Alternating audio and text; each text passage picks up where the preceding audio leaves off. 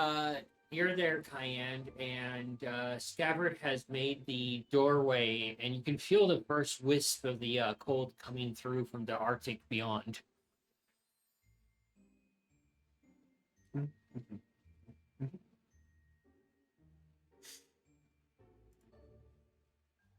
Considering my hands are cold right now, I don't like that.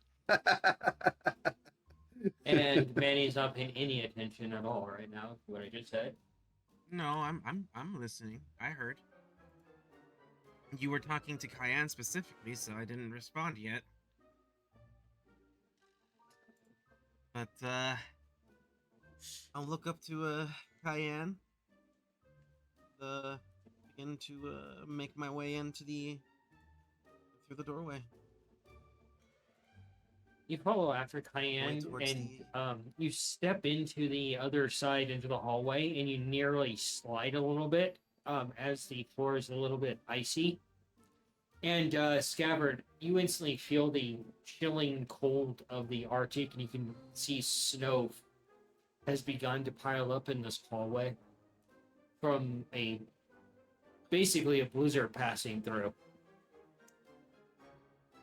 Really gotta get this place fixed up a little better eventually, and I will go ahead and create a light with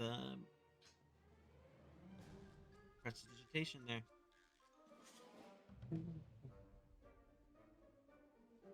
Just have like a ball of light in my hand in the shape of a glinting crystal, I guess. Scabbard, you get to the door and you go to push it open, and it doesn't budge.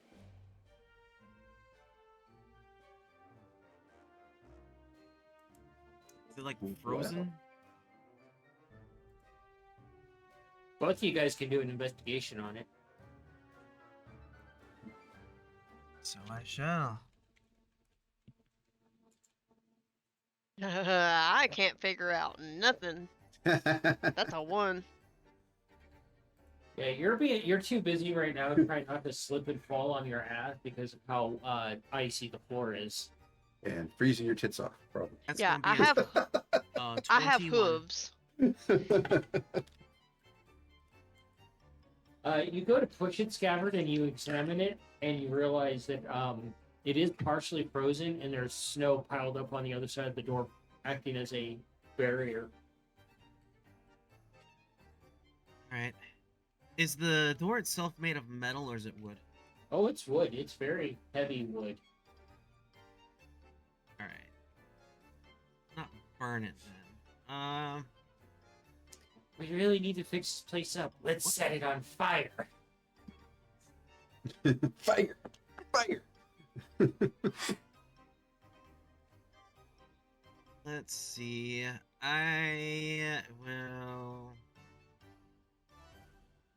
I guess I will go ahead and start trying to shovel some of this out of the way so we can get it cracked open. You go to start to shovel it out. Enter. You go to start to move some of the snow, and you go over to kind of help him a little bit, and you feel the ground leave from underneath you. And suddenly, Scabbard, as you hear Cayenne falling behind you, you turn, and you get a hook to the face that shoves you through the door to the other side very painfully. And you just see Scab basically bent in a U shape through the door, your foot sticking through the door where his face was.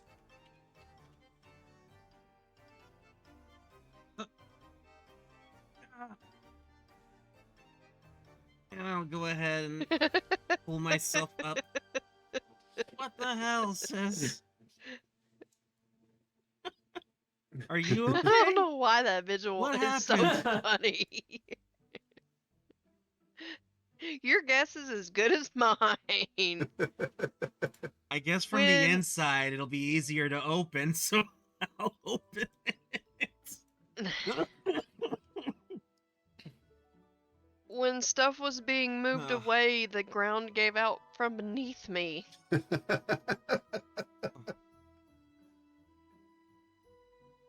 It takes a little effort for you to get back up, Cayenne, because you're basically Bambi on ice right now.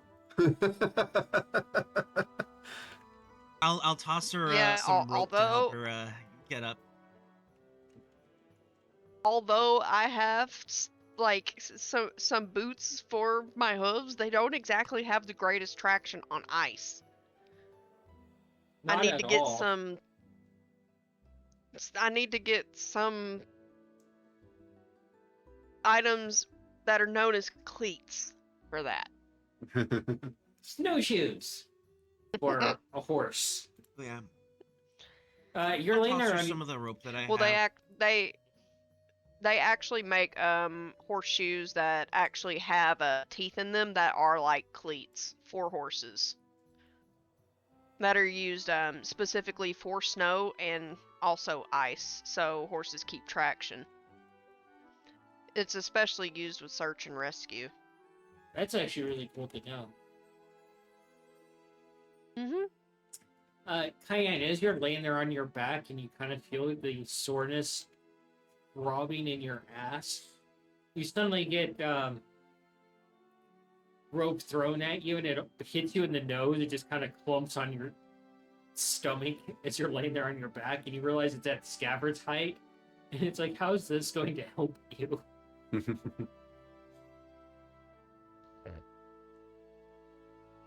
just gonna find a spot to tie it down.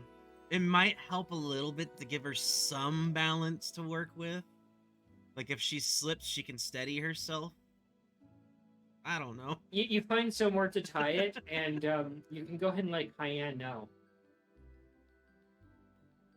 I don't know how useful this is gonna be, but maybe it might help a little. Here, Go ahead, Cayenne. it's Roll a slippery out strength. there. At least it'll keep you steady.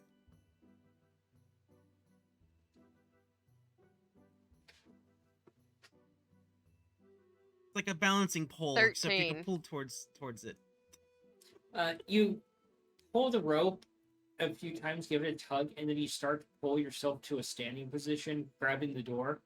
And Scabbard, as you're like seeing the progress, you immediately jump to the side as part of the statue you tied it to hits the ground and shatters into a dozen pieces.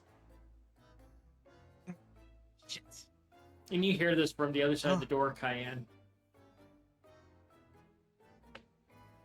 Statue just broke. I have to fix that later.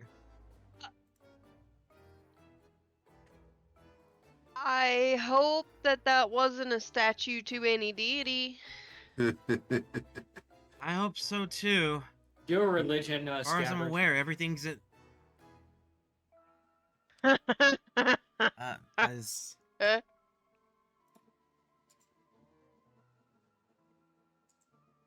that was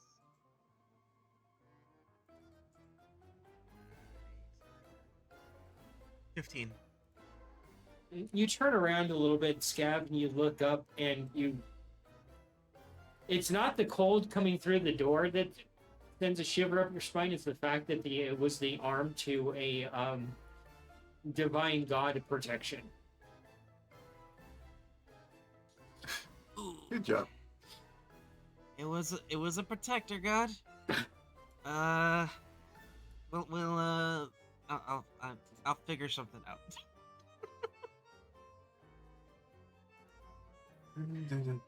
I definitely would hope so. You head into the central area, and you can see the pieces of the statue's arm laying all over the ground, and the rope that just laying there limply next to Scabbard. I'm in the middle of trying to gather up the pieces and put them in a spot so that way we can get that fixed later.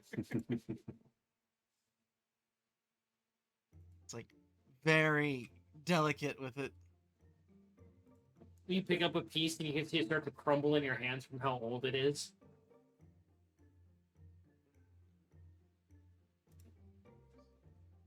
We'll just leave this here for now.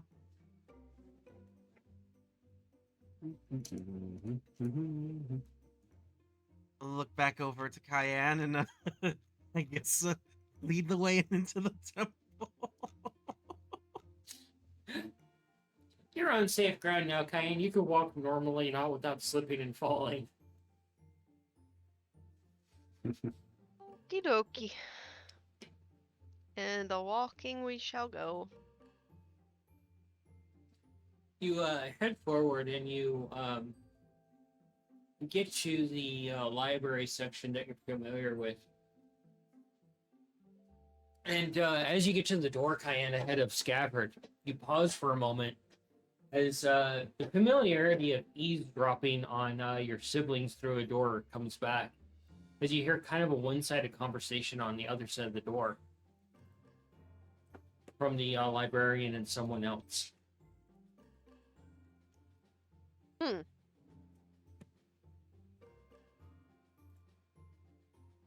Does it seem like I would be interrupting a conversation? It seems more like a casual conversation than a kind of a business conversation. So you would probably be able to just I'm going. go ahead. I was gonna say was gonna wait until I heard at least like a kind of good time to open the door and walk in. Scav, you walk up on Cayenne and she's like leaning against the door, very gingerly listening.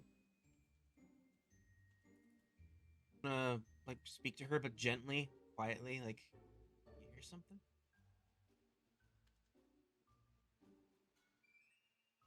I heard nothing from you, Minnie. I didn't hear that at all. Oh.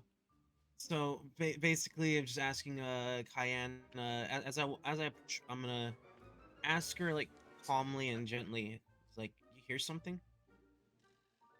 There's something going on in there? Yeah. I'm just waiting for the right time to open the door. Could be Fat in the library. I always forget her name. It starts with a B. I remember, but could be Fat in the librarian. Might be having a conversation. Oh, that's right. And then I'll pull out the half of the fruit from the ship.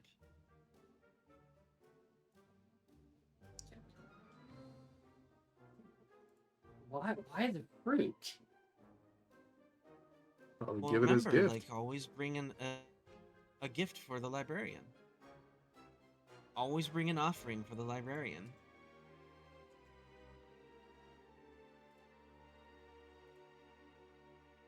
And that would be easy to liquefy too. And while by itself it's remarkably sour, mixed with other things, it would be really good. We know she has a lot of stuff she can mix it with. I'll wait until Cayenne deems appropriate to enter. The conversation seems to come to a conclusion. It's still one-sided. You hear mostly. You can't really make out the words. It's mostly like you just hear Isabella speaking, Isabella, that's her. Yeah. and Mhm. the conversation comes to a conclusion, and you would find this the opportune time to go ahead and enter the room. I would go ahead and enter. Both of you enter the room, and you see Isabella. She's at the central table that you're familiar with, and on that table you see another person standing there that's not Pot, and it's not Scabbard. You can do an investigation if you want. Sure. Maybe my dice will behave this time. 14. Where's the fun in that, By though? a very tiny little bit. I got a 5. A 5. Yeah, I rolled a 2. What'd you get, Manny? 14. Cayenne, as you enter, you're more awestruck, and you nearly get toppled over by Scabbard as he comes in. And you look over Scabbard, and it's a person you've never seen here before, and they're like standing on the table, and you can tell even with like their cloak on that they're a tiny little lithe being about 3, maybe 3, 8 feet tall. and they're just, you can see nothing but fuzz and these adorable beady black eyes, these long antennae going back. And Isabella looks over at you, and this new person looks over at you, and Cayenne, you're just staring at this new person because you've never seen anything like it before.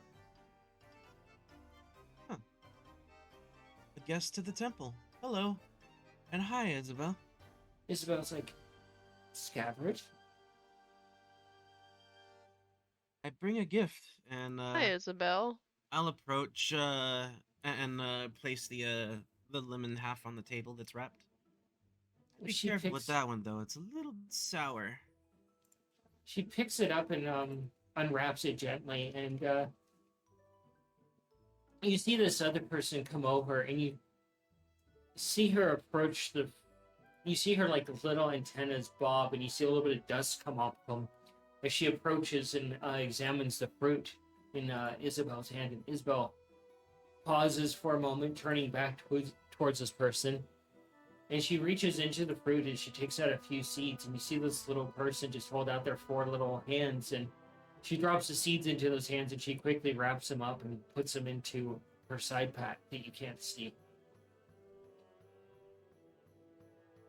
And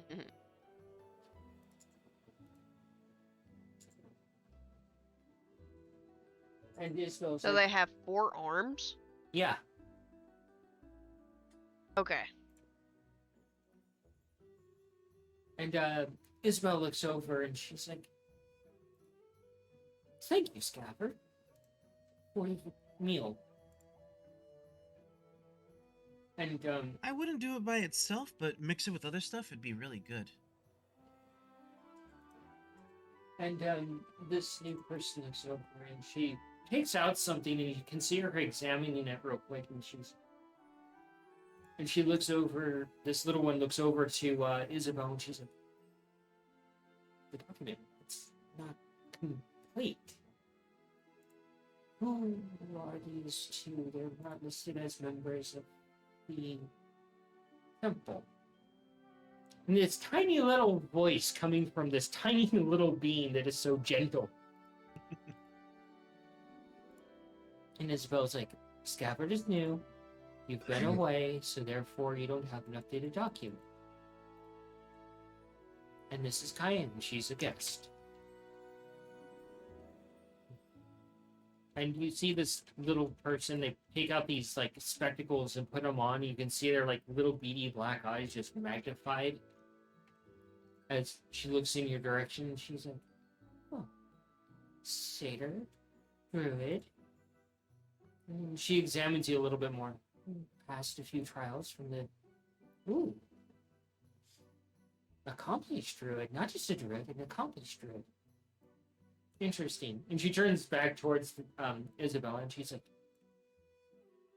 you didn't tell me there was an accomplished druid that visits.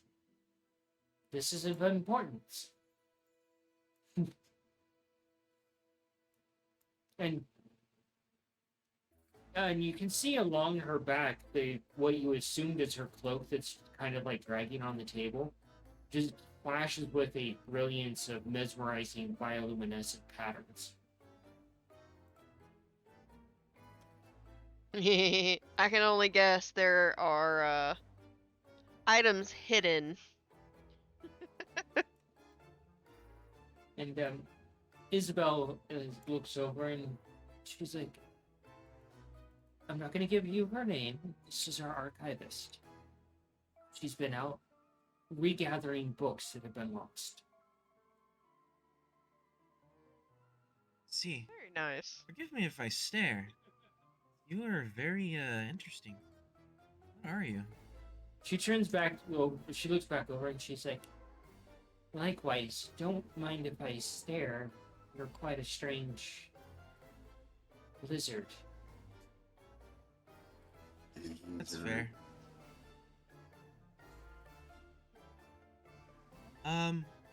Speaking of strange lizards, Bella, there is something that's potentially come up, and I wanted to know your thoughts on this. There is a group that may need protections temporarily housing. Do you know if it would be possible to keep them somewhere safe in the lower areas of the temple? For temporary, if absolutely necessary. She crosses her arms for a moment and with the fruit in her hand still. Don't think that's possible, Scabbard. Well, ultimately it does come down to my partner's judgment. And the little one, she just kind of turns around for a moment. She's like,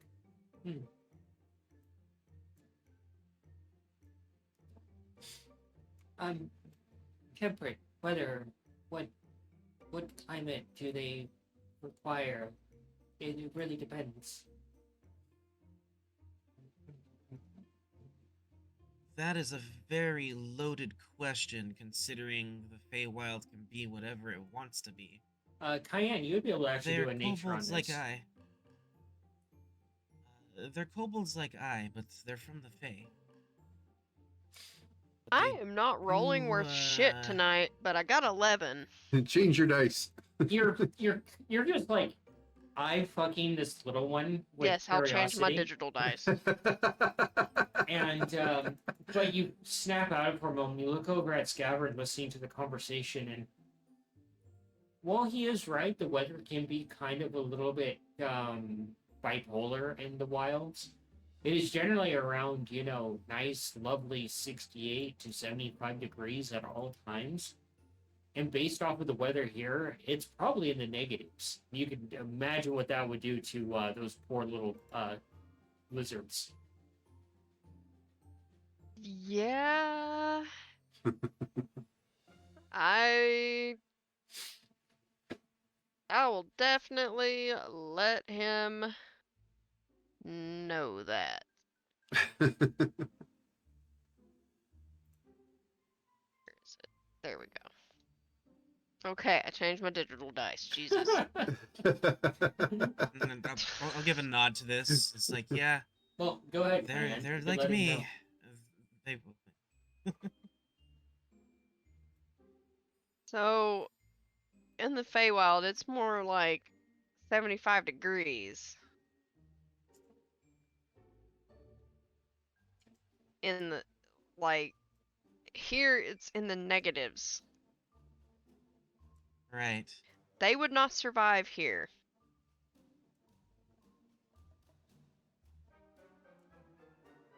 That's why I have to ask another they would question need to be then. outfitted.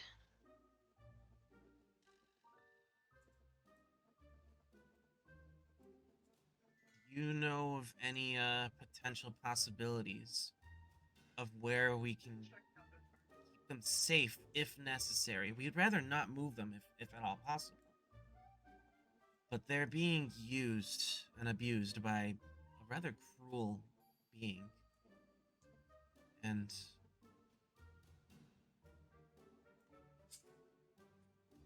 can't allow that to happen. Isabella is like, Part of keeping the order is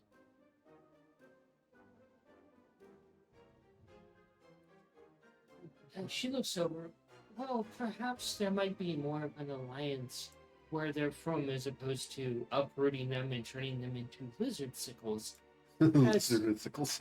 Much as I love that prospect of a cacophony of meals, I'd rather not displace an entire species.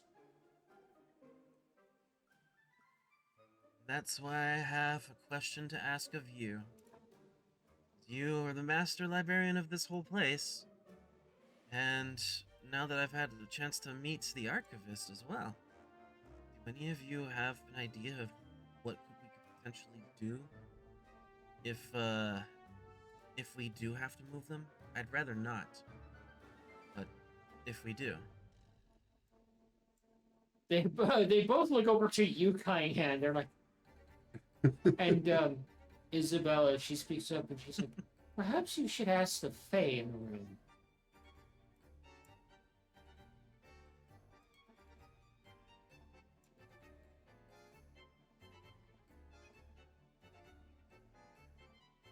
suppose that does make sense, but I didn't want to impose on Cayenne, my sister here.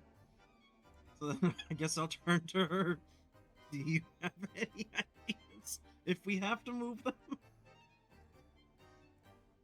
I would say that they might be safe in your realm, but I don't want to, like, ask that of you if that's something that's beyond your scope or something you're uncomfortable with. The only just need to be thing I somewhere worry temporarily safe. is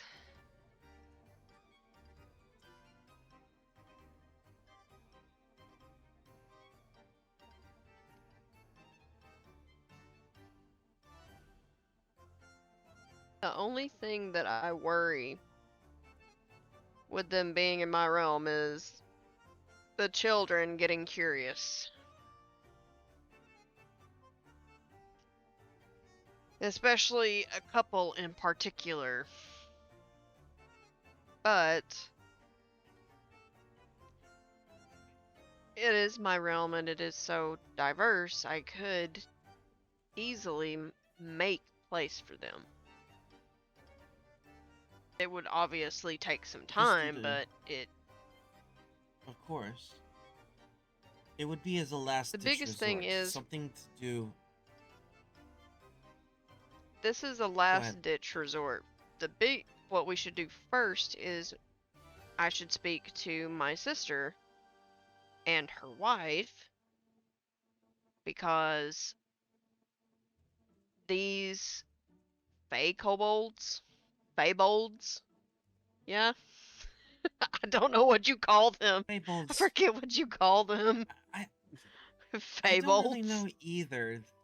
They're kobold. Fables make sense, I guess. I have a name for them. I just need to find it. But It sounds like you took the word Yeah. fable and put a D at the end. But there is that. Yeah. I know that their kind do serve within the Fae houses. I'm sure that my sister or Alufa could easily vouch for them, and then they have their own house, therefore they would not have to leave. Therefore they would be protected.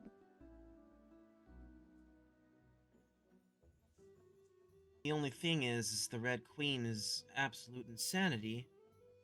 Being the goddess of insanity, she goes against everything that is order. I'm sending you a Look message to Ryan. the Okay. look over to Isabella and the archivist, and she directly opposes everything that we stand for in this temple. Which is a bit of a conundrum, since we're supposed to safeguard that information as well. Then again, I suppose we only need to preserve the history and knowledge. They don't necessarily have to be around.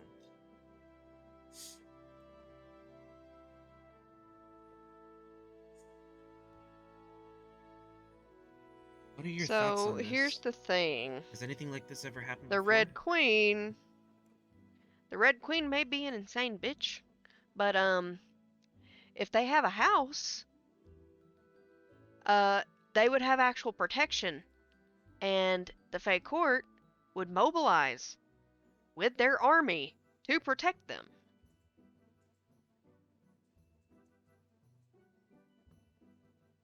And I don't know if you notice, but my sister and her wife are part of that court. Oh no, I'm apparently aware. It's actually really scary Which how much weight means- they carry. Yeah, which means if the Fae Court has to mobilize their armies, that means they get to deal with my sister. And then you team her That is up true. with who I will see becoming best friends with her. You team her up with Alice. Good luck. That's all I gotta say. As you guys are talking back and forth, you hear a tiny Just little saying. nibbly crunch. And as you guys look over, you see the little one standing on the table, and she's taking out a little pouch of something, and she's just kind of nibbling on, like, what is essentially granola. And she's like, oh, carry on. I'm just observing. Wait a minute, Scav, I did do you have give a me question. any... Did you give me snacks recently? Because I I believe feel I like did, yes. last episode, I was fixing to say, I believe someone gave me snacks to put in my pouch recently, but I don't remember exactly who it was or what it was, because I forgot to write it down. I gave you Because something, but I I also was gave gonna you the offer other half some of the to fruit as well. Isabel. Okay, okay. No, I gave that fruit to Mongo. Because I figured that he could use it for his cocktails, and he could also use it for any kind of magic components. Make a sour bomb. That would be a very sour bomb. Oh my god, a cloud of Or s- sour. Or sour tear gas. Yeah, that'd be terrifying. I could totally see that happening.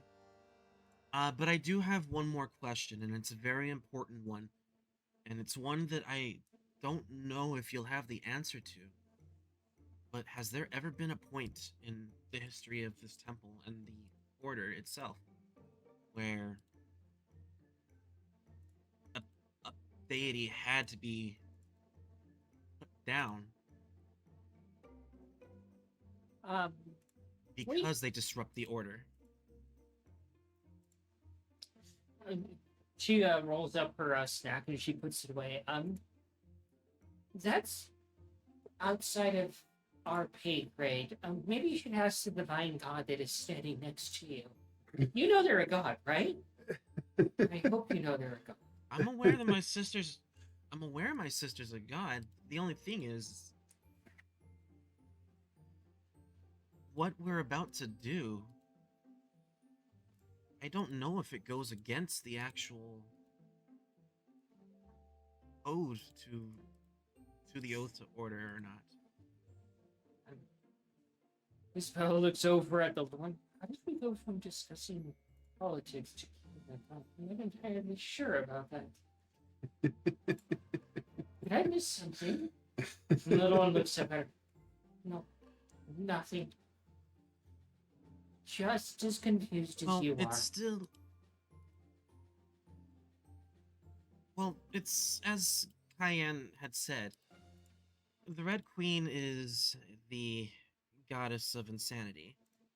Her sister, Alice, goddess of madness. The two of them don't exactly get along very well, and one is out to kill the other. As you know, But Cayenne, at the they same can't time, actually we're do also.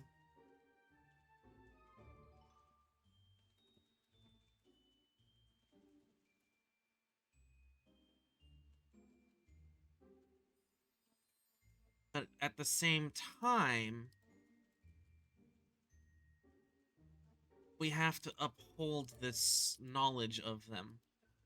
Does it only have to be the knowledge, or are we able to act against them if necessary? that. Isabel speaks up.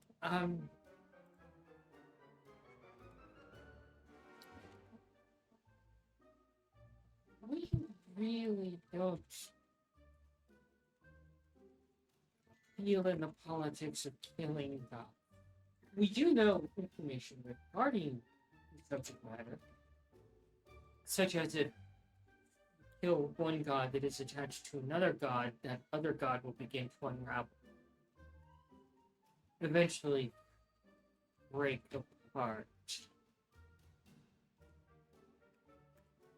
Look to Cayenne. So if Alice kills the Red Queen, she might end up killing herself. And you know she can't actually kill the Red Queen, and the Red Queen can't kill her. It's cosmically impossible because of the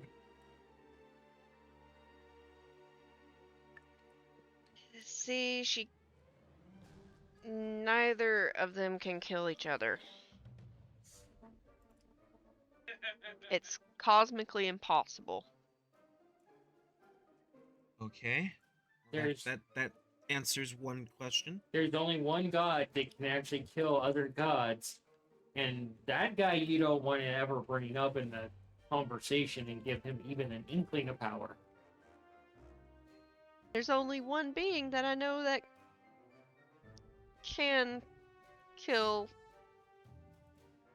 other deities and don't like them. Never speaking to them. No one That one. in this family is One- allowed to speak to him. Yeah. No, I'm totally in agreement with that. The knowledge of them, yeah, we have to preserve it, but that doesn't mean that it ever needs to be shared.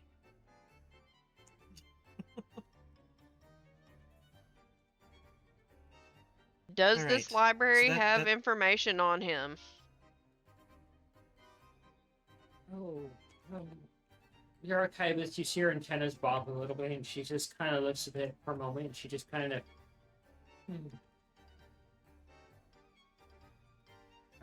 We do, but. And Isabel interrupts. It's locked away per the request of a few deities. As it should be. Why does that information need to continue to exist? We archive all knowledge of the gods, even if it's forbidden and dangerous. That's why we put it under lock and key in certain sections that not even Scabbard could access. And I can't access it, but my companion here, since she is the archivist, she can access it.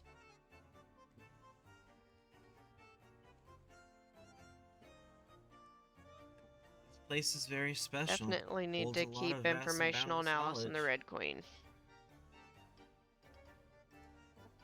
Speaking of which, something important to note. I don't know how accurate it is. Alice and the Red Queen are both deities that govern emotions. I understand that a lot of the gods don't have power here in this temple, but something like that might be able to penetrate it. Just food for thought, if it's not already been marked in the temple. God's emotions are uncommon and extremely potent, and they can get within our hollowed walls.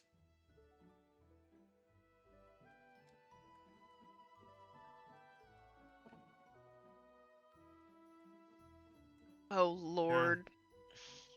How bad would that have been if that damned cat showed up? That'd be funny. Jesus. I don't That No, it'd be infernal interesting. cat.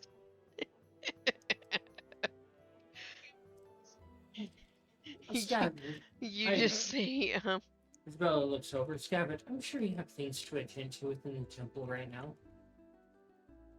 Hi, I'm sure you want to meet our new guest before she decides to leave again. There's some things I have to leave and archive, as well as some things that have to be cleaned and fixed. Rub my temple a little bit. The little one looks over. I told you he broke something. I heard it. Yeah, one of the statues outside. Cayenne fell. Needed to tie something down to help her up, and an arm came off. I have work to do, but yeah, I guess that answers all the questions I had. I don't know if Cayenne has any questions, but definitely is good to see you, and it's good to meet you. And with that, I'm gonna get to fixing shit and doing what I gotta do to make sure I don't get bad mojo. You better take your time on it, or you are going to be Oh yeah. partially turned into a belt. It's just I'm a curse going- on I his will As turn you family. into an time as actual needed. lizard for a day. Oh. I'll turn you into an actual lizard for a day, and you'll have to live in a pocket as punishment. Put him in a jar.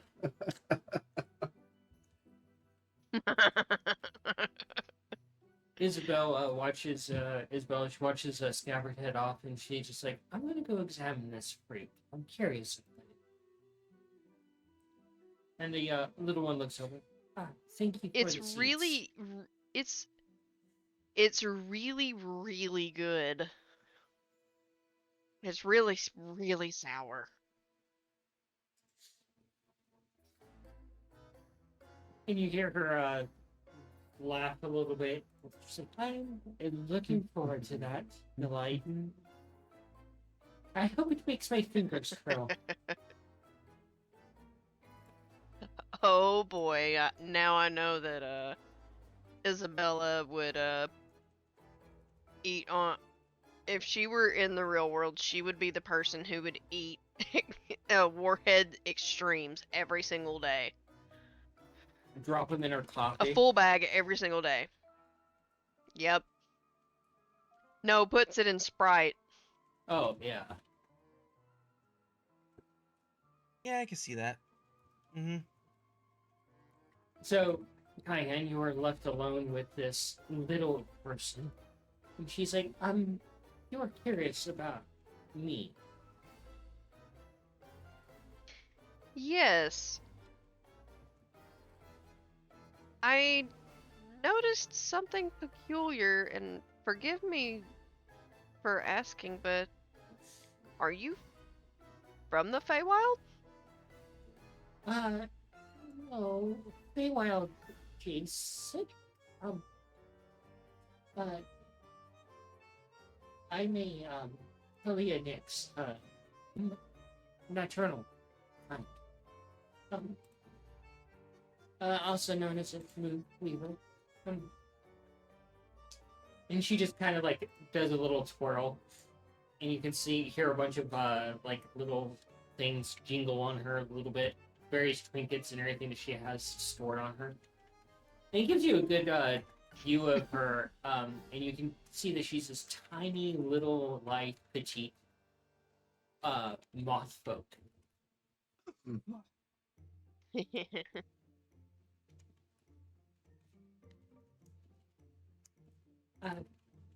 I'm the archivist for the library. I go out and find knowledge and books that are lost and make sure they get to a library when they need to go, or end up here if they're God adjacent.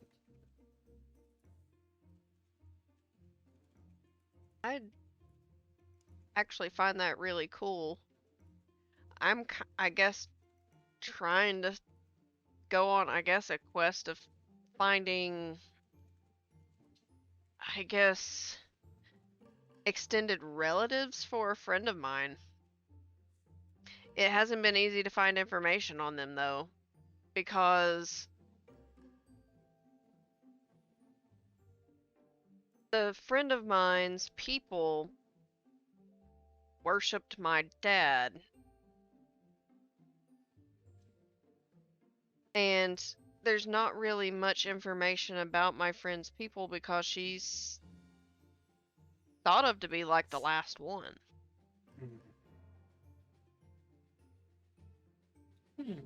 Interesting. Follow me. And she hops off the table with like a nimbleness that throws you off guard. And she's just very light on her feet, moving along quickly. I just hear this. All I hear is just boing, and the little cartoon sproing sound. you can just hear the little jingles of the various trinkets that she has as she leads you through this maze of a temple. And she stops at a I will. and she comes to a skittering stop in front of the one of the lamps that Nikolai has fixed, and she just just like a moth would be. She's like, I'm so happy these are fixed.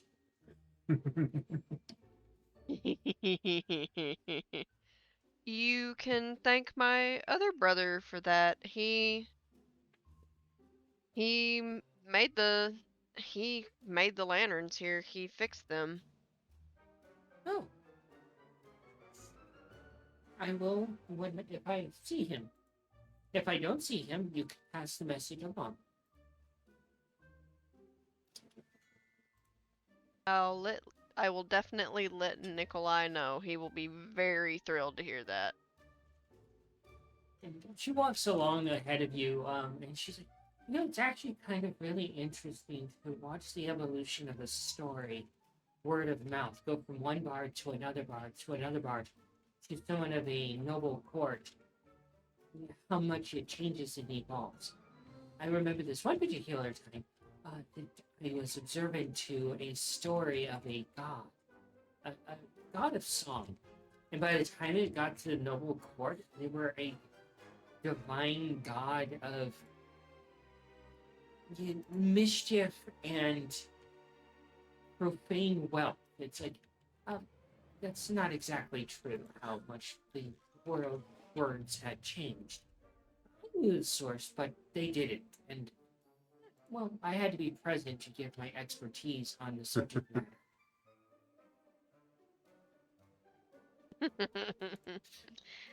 Oh, I hear some exaggerated tales from time to time, and I will say they are interesting to hear, especially when you've been there and you know the truth. It doesn't take away from the joy of the story and being there for the true experience. At least not for me.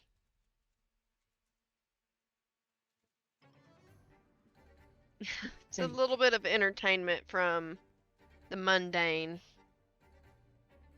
And she pushes open a door that's her size, and then it's built into a door that's as big as you are, and you could push open the door gently and step into where she just went into because it's a tiny little door for her.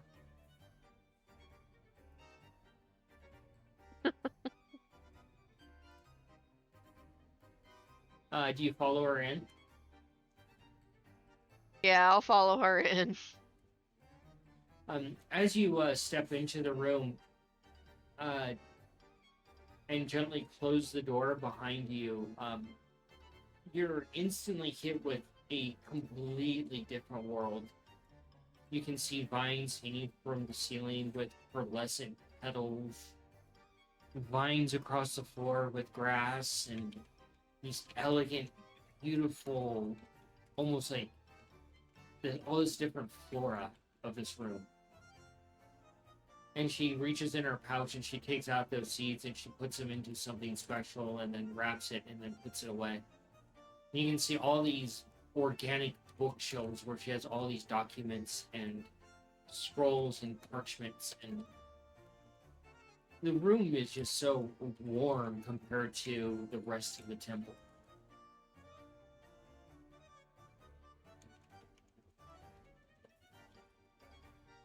This is how all temples should be. This is how all libraries should be. And she takes out a book and she looks through it very quickly, turning its pages.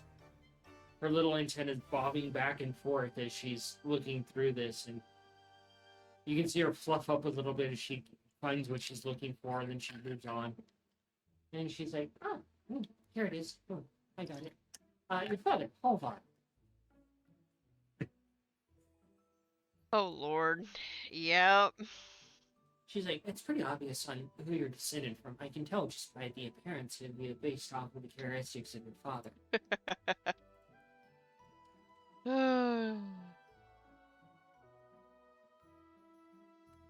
Yeah, my dad. He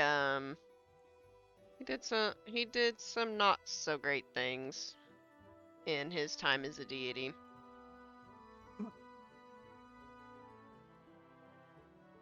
But he's also done really good things as a deity. Yes, that I won't argue.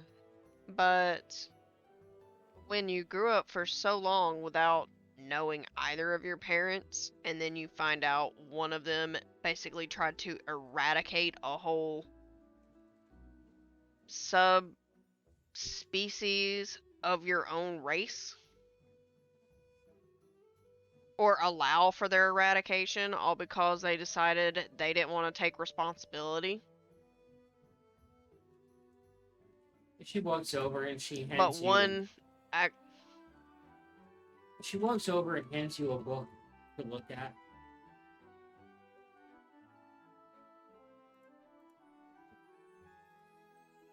And probably go ahead. almost like you know how a cow flaps its ear, how the tip will just kind of wiggle for a second? Mm-hmm. Basically that, when she handed me the book. Kind of like, my attention's here,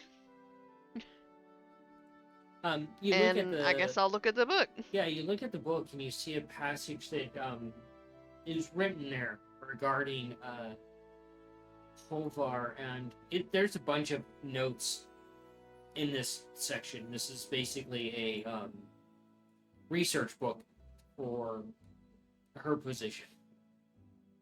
And you see one line regarding Hovar and the act that he committed, and it simply says the divine lie.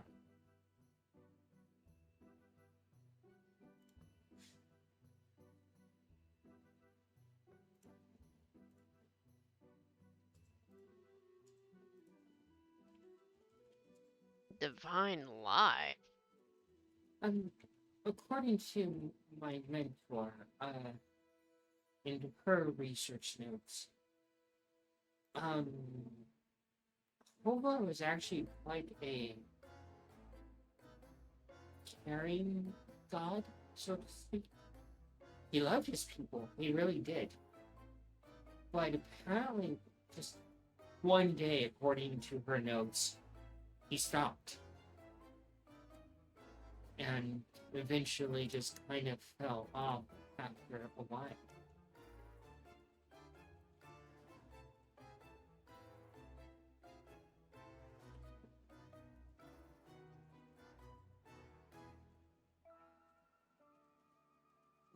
We can theorize about it. Did he just lose?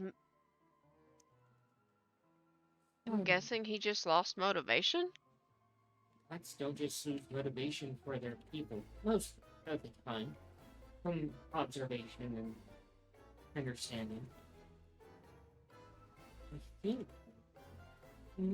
my theory is, after looking at it, is that someone planted something in him that caused him to break.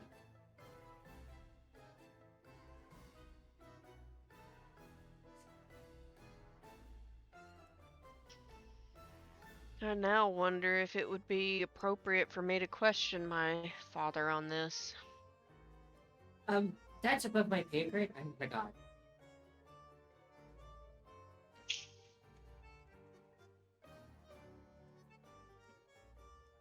He's not either. Anymore.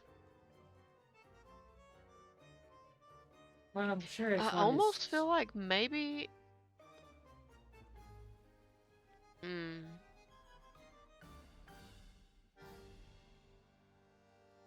I almost feel like it could have been his father, or the literal no relationship with his mother. Not entirely sure. He comes over and puts something in. Well, she motions for you to come down so she can put something in your hand. I would get at a more appropriate height. You sit down in the grass cayenne, and it's almost velvety to the touch. You know, like those really luxurious shag carpets, almost that's like minky. And you just instantly feel how soft the grass is here.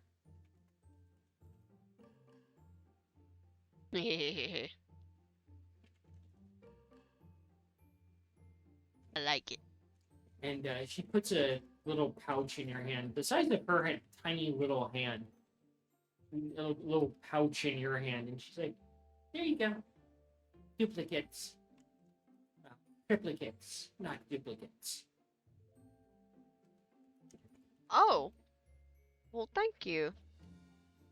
The various seeds that I've gathered on my travels across the various realms to collect books.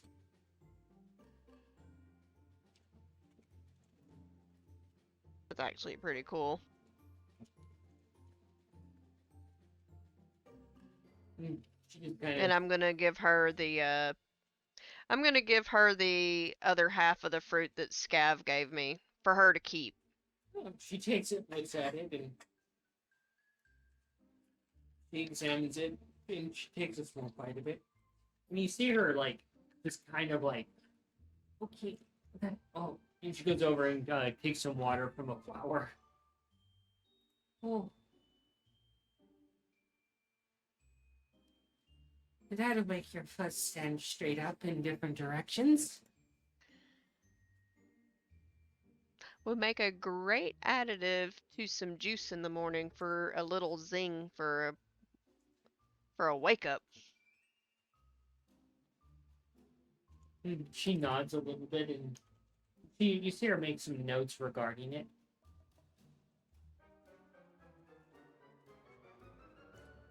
Cayenne is enamored by this character. Mm-hmm. Oh, introductions. So I saw know your name is Cayenne, also. So know the name of Femora and a few others. I'm Whisperwind. Archivist here. It's very nice to meet you. And I will keep your name shared between us. I'll leave it up to you to introduce yourself to the rest of my family. She nods a little bit.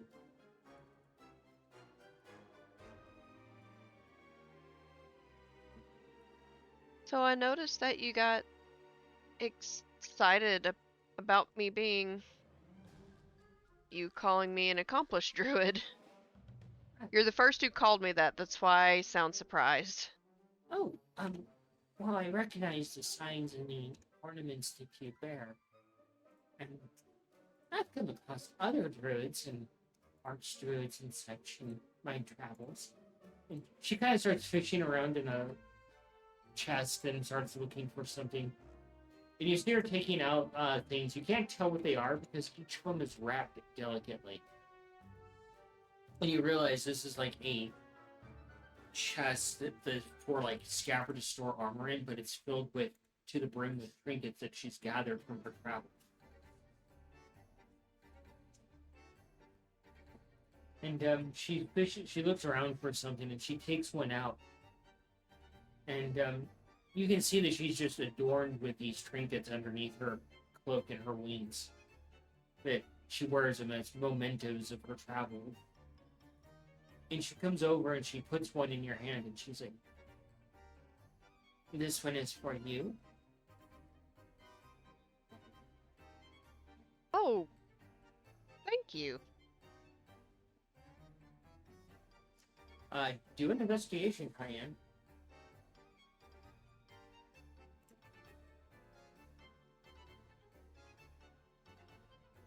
That's a 12.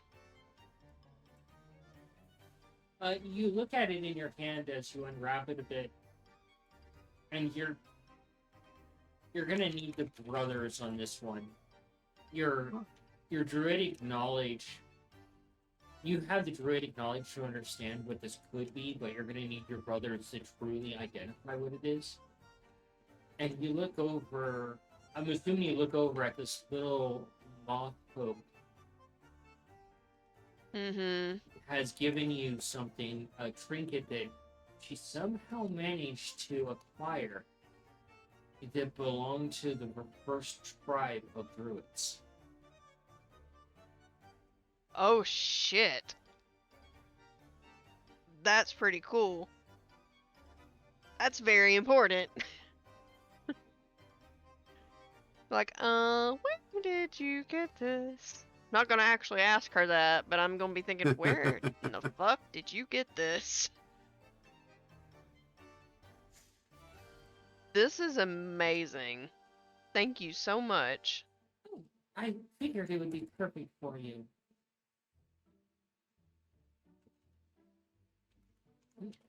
That is going to, instead of going onto my headdress, I'm going to actually put it on a cord to wear around my neck so it's a lot closer to where it's safer.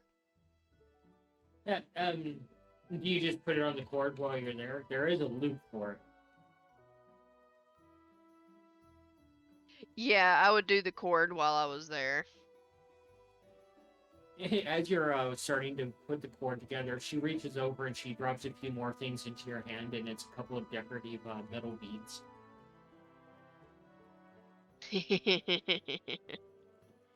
And I'll put those on there too.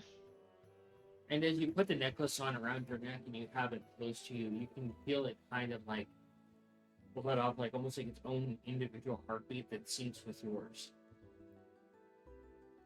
That there's something more to That's this interesting. charm.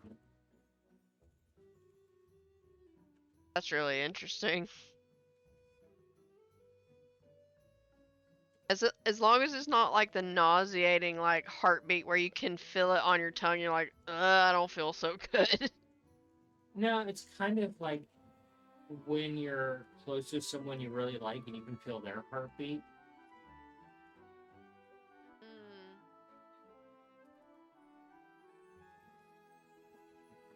So it's really soothing. I like it. I'm definitely gonna get the brothers' help later to look into this a lot more. And she keeps going through various things, and she comes back over to you again. And she surprises you yet again as she sets a few more wrapped trinkets in your hands. And she looks up at you, and she's like, this one? She points to it with the plaid wrapping. This is for Scabbard. She points to the next one that is wrapped in it's kind of like in a little metal tin box. She's like, this one is for Nikolai. And then she points to the other one that's wrapped in a velvet and she's like, this one is for manga. And you never That's very mentioned nice of their you. Thank actual you. names or who they were, and she somehow put all this together. She knows.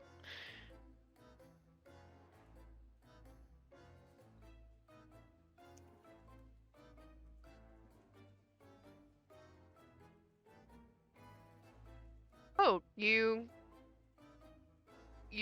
must have talked to Isabella about my brothers before. A little bit, but for the most part, I've seen you in passing in the city.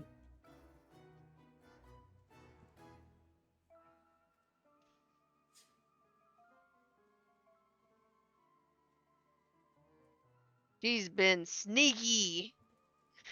You really don't notice characters in the background that are just going about their duties, and she just kind of passed by, watching you guys for a brief moment, and went by her way.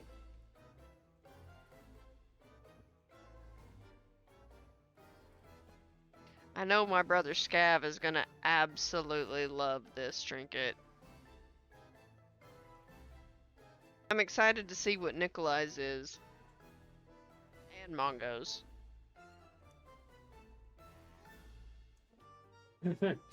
And she lets you hang out for a while as she categorizes a few things, and you see her change out some of her trinkets. And go ahead. I'll look over some of the plants that are here as well. Yeah, do a nature. If any of them Yeah, if any of them have any kind of rot, I want to help with that if I can. Or not. With a fucking 1. Wow. Maybe you need to reset your browser after we Yeah. go on break. Yeah.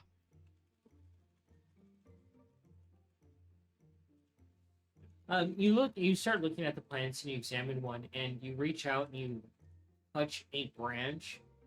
It's a very like wispy vine, and you touch it, and you accidentally move your hand wrong, and you snap it. And you're sitting there frozen, Cayenne.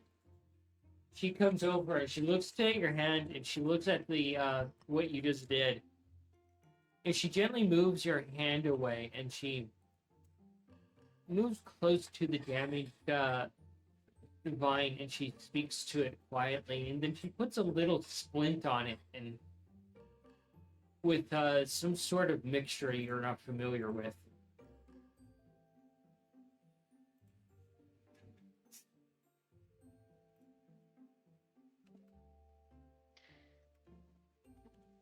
I did not mean to do that.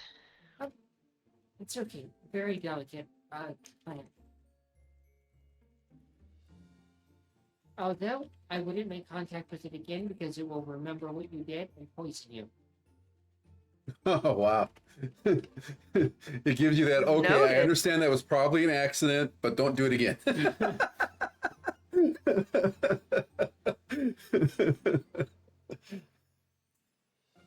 Plant's like, Spicy plant. I know what you just did to me. That's cayenne to a degree. Plant's like, ah, my soulmate is a I plant. think it's a little more. I think cayenne's more like, oh, I remember what you did. That no getting up if you do it again.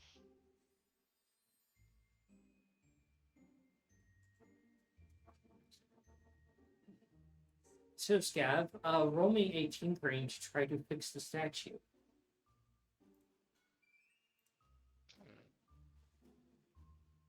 Absolutely. That would be sleight of hand. That's what she makes me roll, at least. Yep, it is sleight of hand. I do have some tools that may be able to help too. So, said sleight of hand, tinkering. Mm-hmm. That is a 16, 23. This is going to be work. There are at least a dozen pieces that you have to get put back together, and this is going to take at least a week to sort them all out, categorize them, and begin to put this poor statue back together the way you broke it. I have an idea. I'm gonna go ahead and use some woodcarver's tools to make like the mold of it. And I'll use what's crumbled from the statue to more or less make like a concrete to put over the mold to more or less reattach it, but also reinforce it. And it will take time. It will take a lot of time, but I know it can be done because this is actually a method that has been used before historically in past Yes, it can be done, but it to will take repair a statues. very long time. Or you could talk yeah. to your brother that can fix magical broken stuff. With magic. This is true. This is true. This is true. But Scav did break it in the temple. He Oh, yeah, has to we do tried right that to make before. sure it's done correctly. That's right, we tried that before. Don't skip out when you know that you done fucked up. You do right, and that's what he's gonna do. Cayenne, you get back to the front of the temple, and you see Scav starting to make the initial processes for molds to repair this statue. Going about it in a very scabbard sort of way.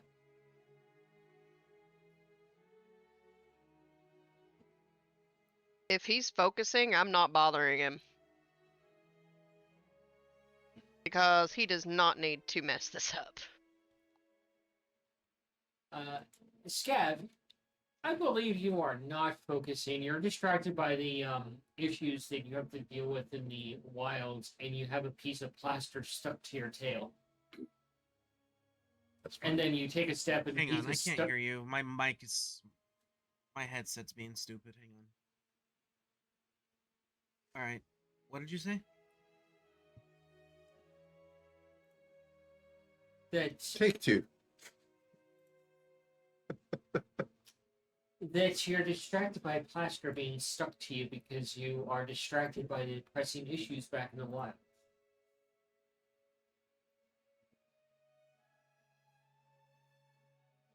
Kind of makes sense, yeah. It's a bit on brand. And you see how distracted he is. You see him peeling off a piece of plaster from under a foot. And then just kind of like trying to get the piece off of his tail.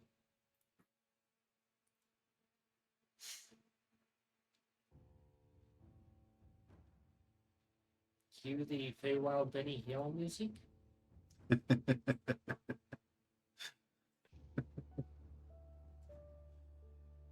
Can't focus?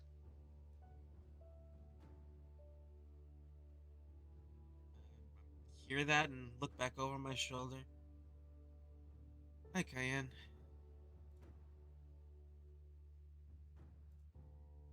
Not so much that I can't focus, it's just too much to focus on. A lot of problems and don't know which one to tackle first. Well, maybe focus on what's right in front of you instead of worrying about what's to come. Take things one step at a time.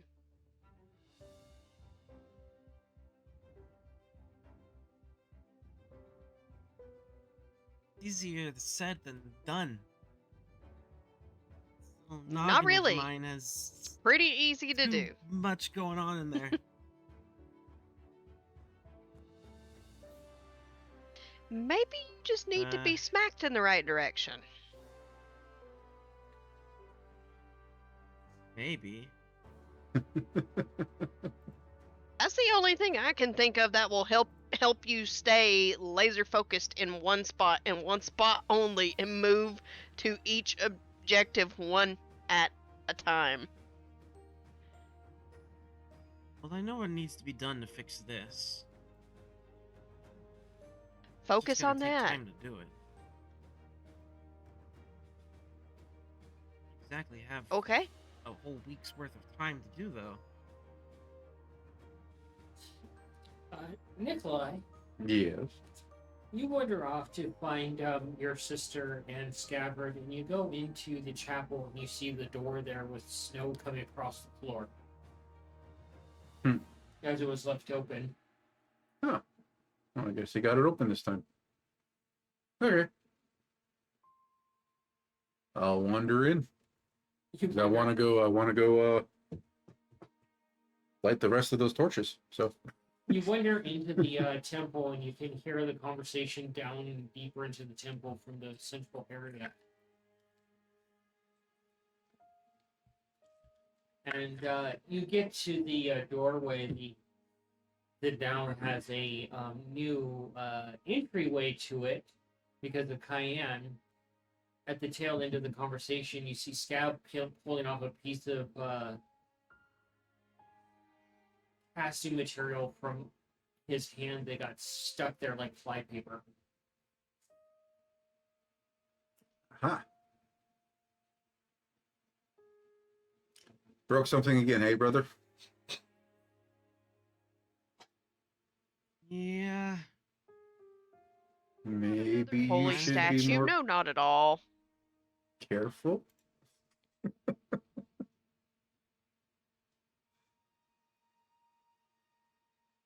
Is our spidery friend pleasant? Yeah. I believe that she may be He's in the the middle of doing librarian something, here. but She may be out. I don't know.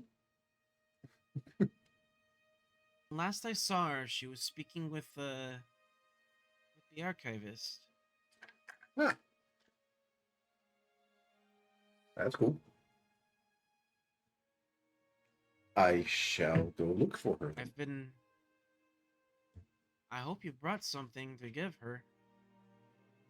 Well, I plan to light more of her torches with continual flame so as to not be a fire hazard in a library. I think that supports as something to give her. Am I wrong? Which the archivist loves what you've done with the torches. Yeah. She told me so. It's just you gotta always make sure to bring something to give to Isabella. Cayenne, you didn't bring anything for her, and she was just delighted to see you. Well, if she has a problem with the gift of continual flame, then I don't know how I can help her. Oh, just be careful. No, I'm working on getting something for her or making something for her that will make snacks and food easier. I'm just picturing Cayenne giving the librarian a scarf, and she just gets so excited about it. I mean, That's actually a really. You know what? Now I've got ideas.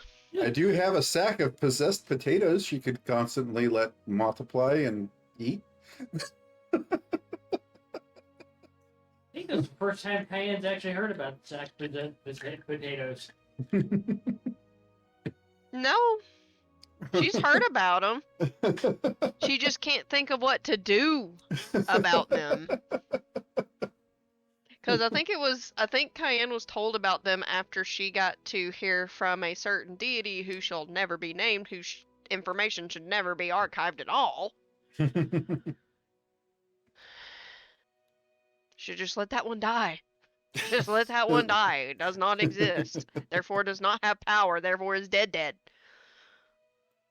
Except if you just, randomly kind of call out to them.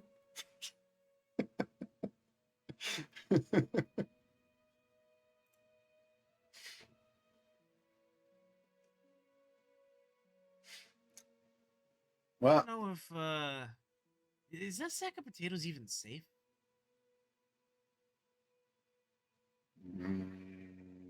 maybe.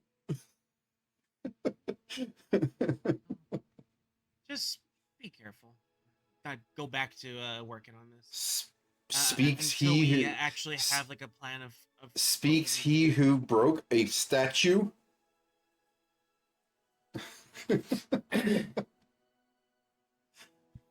You can see the very scabbard way of going about doing plaster molds, Nikolai. Is there anything inherently wrong with what he's doing? Do a tinkering.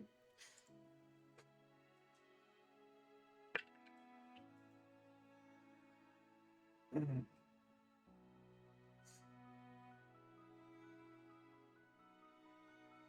would be a 21.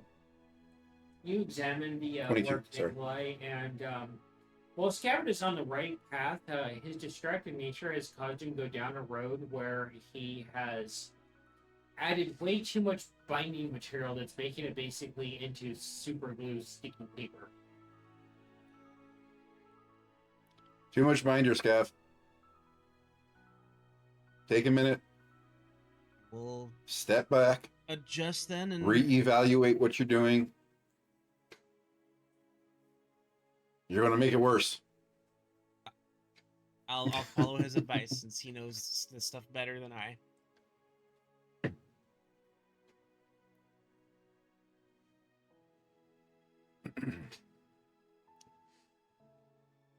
All right.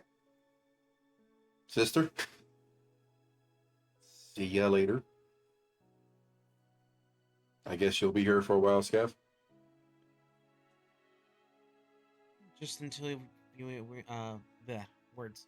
Just until it's needed that we need to go and take care of this. Would you, hey, But Ken, I'll would be you here like busy. to, Ken, would you like to accompany me and introduce me to your friend? Would I have known if the archivist is still here or she went back to work? She would still be here for a while. She's archiving books that she's picked up and tending to things around the temple before she heads back out. Okay. Sure. I'll see if she's not busy. Last I left off with her is she's archiving books. Sounds appropriate for an archivist.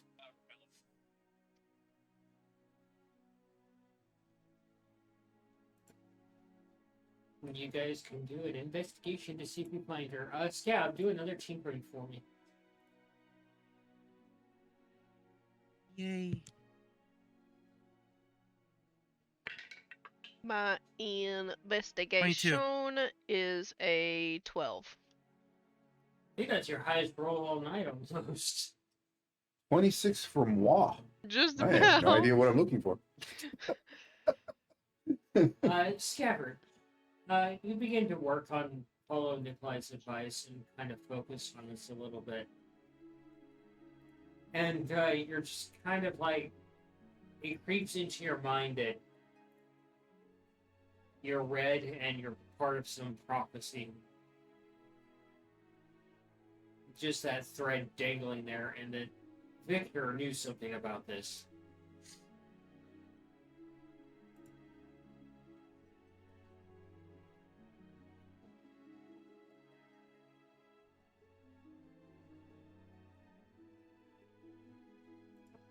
Keep on working, but that thought's gonna be ever lingering.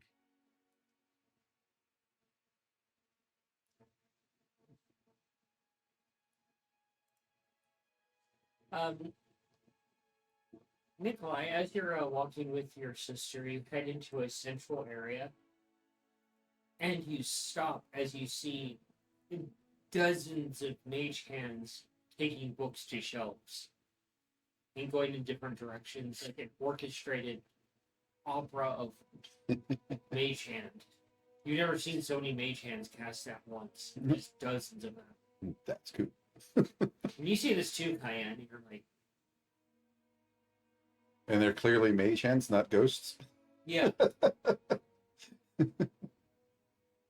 Shall I make the DM describe the mage hands? Can I figure that this is from the archivist? Yeah, it's pretty easy to figure that. The mage hands are like little white gloves. That's cool. Very gently, you know. Less Go ahead. less Mickey Mouse white gloves and more like you know how they would do like the evil tempting smoke to where it's like the long, almost sharp, wispy fingers, almost like the Grinch. Ah, That's what yeah. I imagine it like because that would just fit with like insect kind of fingers if they were more Yeah. humanoid.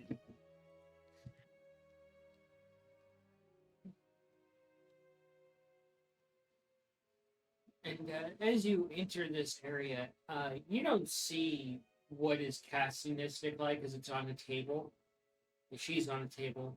But Cayenne, you see her, she's just kind of turning around and she almost kind of like you can hear the jingles of her ornaments as she's orchestrating where books go.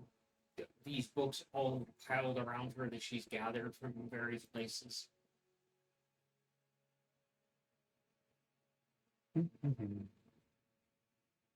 Well, I thought there was only like one other person here saying that loud.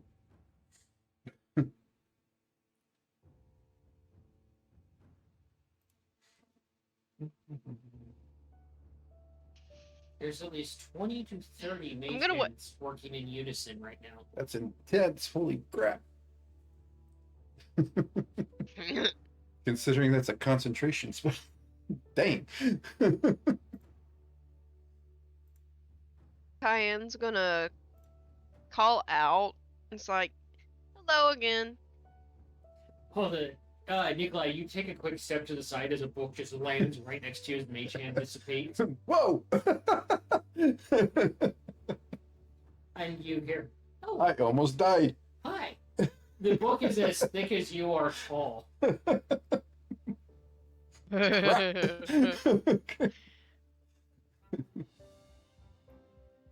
No killing the Sorry to mouse. bother your archiving. My brother Nikolai, the one who fixed the torches, wanted to meet you. Oh, yes, Nikolai, the, Rhodius Maximus from the moon.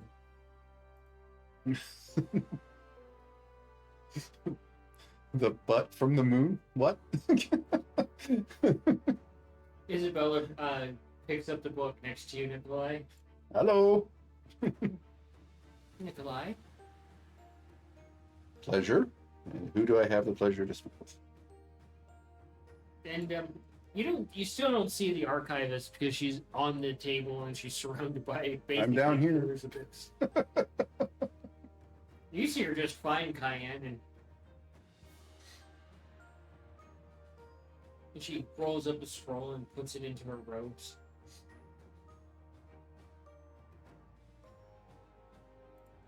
And Isabella looks at you and like, she's on the table. Oh, hi, Isabel. I come to light more torches for you. Oh, good. Well, get to work, Nikolai. And she takes the book that nearly crushed you and walks off with it. Also, do you think you would be able to look and see if there would be a way for you to fix where some of the wall is letting in more of this horrible snow, Nikolai?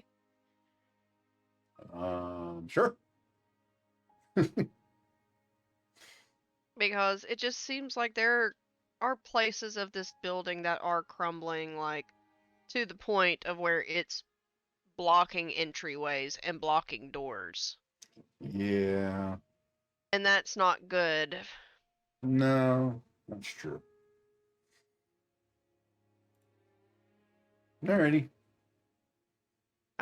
I know that Scav was talking about getting this place fixed up a lot more in the future, but I figure since you were here, you could take a look to see if there's anything that you could recommend to any of your tinkering friends that you know Well, that you can trust. yeah, I have plenty that I can trust, but whether or not, our hosts would like them to be here was a question that was brought up the last time we offered a work crew to come in to help.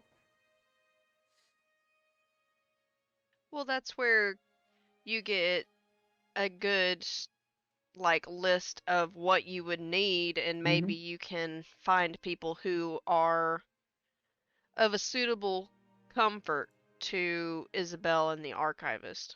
Yeah, for sure.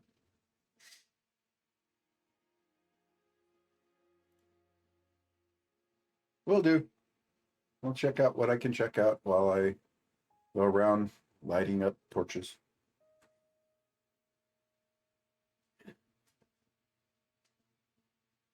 Thank you. Okay. So where is this mysterious voice? She's on, like Isabella said, she's on the table. Well, My hand is literally like this, pointing to the table. Behold, the table. and I'm down here. Ace, mind giving me a lift? Okay.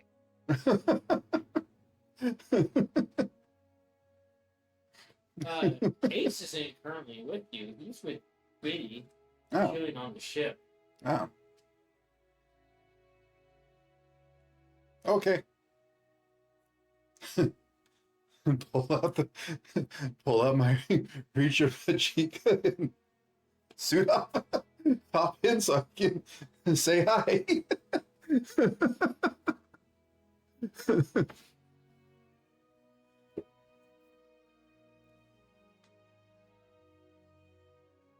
Cayenne, I was gonna say, wasn't your mom instincts of maybe you shouldn't startle the archivist.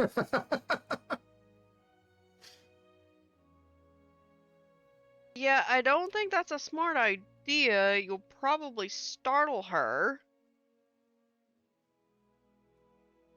Hmm.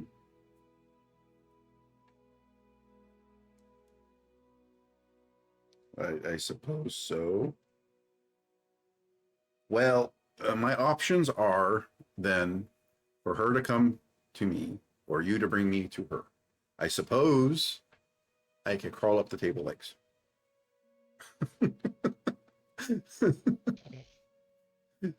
Would you care to assist me, there sister? Was there any sort of stairs at the table at all? You look I over, don't know. I For just little walked in. people. you look over, Cayenne, and you see that she's actually has books stacked up leading up to the top of the table, like stairs.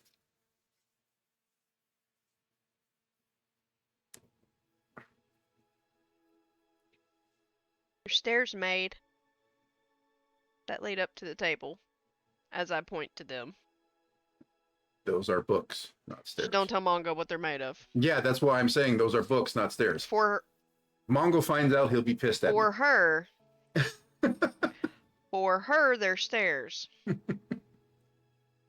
And Mongo has not met her yet. In Okay. fact, the first meeting I've had with her was today. Formal meeting. Ah.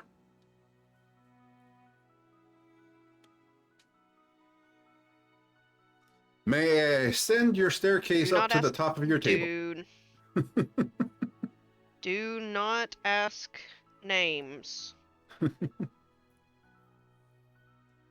Cayenne would have said this before he went up there. You hear from her. I don't see why not. Okie dokie. Start climbing up the stairs of books. You get to the top and you see this precariously petite little moth character there, and she just kind of tilts her head sideways, her little antennas bobbing a little. Howdy. Salutations. I'm pleased that the torches are beneficial. They are. Good to hear. Do you have any particular torches in this area that you would like me to get lit up for you? Not really. I spend more of my time out in the world than actually at the temple, so. A traveler, huh? To and from. Well, I will be wandering around in this machine as I show her the reach-a-majig tiny size so I can get around more easily. Please do not be alerted or alarmed. It will be much bigger. And you see her and make some sort of note on another piece of parchment. If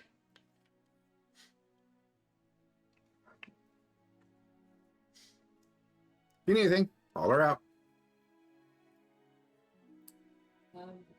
Okay. By the way, how many of you are there? Because that was a lot of Maychants. Yes, That's awesome. me. How did you cast so many? I just did. That's amazing.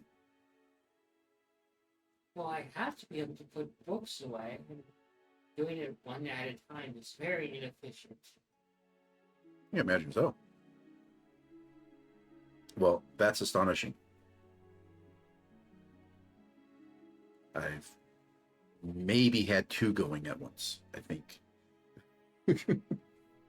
She just you see her antennas bob a little bit. Cayenne and a little flash of her bioluminescence on her wings, and she's just standing there watching Nikolai. Her two lower hands just kind of scribbling a note. You must teach me that someday, please. Maybe.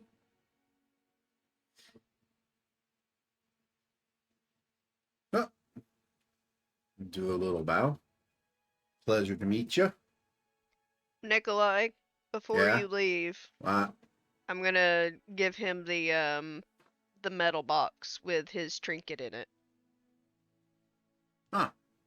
what's this? And this is a gift from her. Oh. I take it. I turn back to look at the moth person. Shall I open it now or later? Well, that's for you to decide. I don't get to determine when we open the gift. That's up for the individual to open the gift. Okay. Well, since you're here, I will be able to give my gratitude once I know that it is, and I will do this now. Open the box.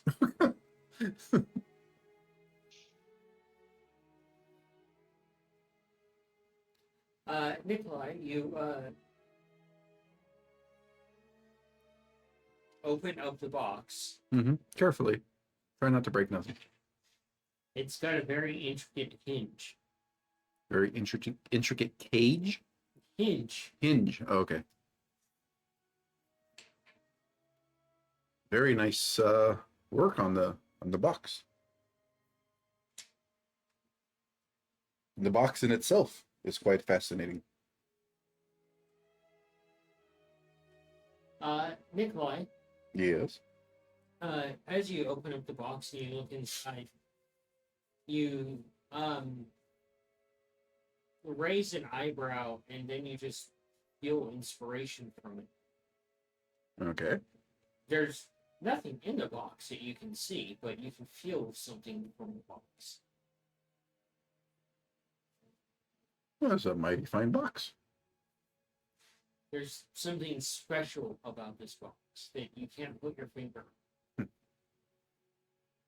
There is something special about this box. It's beyond its fine craftsmanship. Care to share, or shall I find out? It's your gift. All right. And Cayenne, you're like you pick up that he received some sort of gift very similar to yours that just very unique properties to it.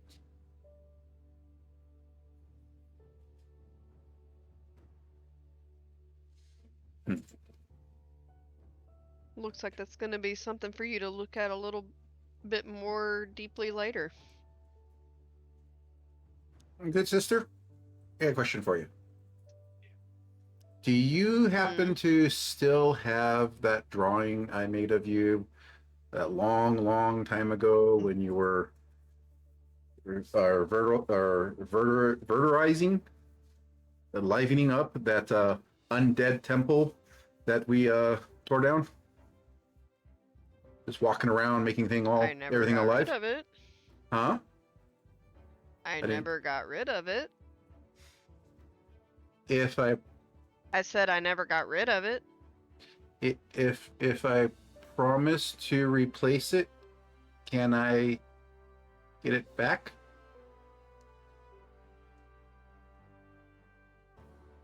Yeah, that's fine.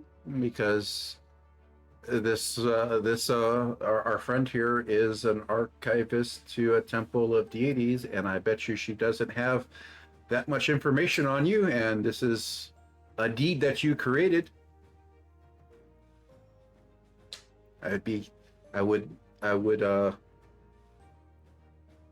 Original work would be fantastic for the archive, if I may say so.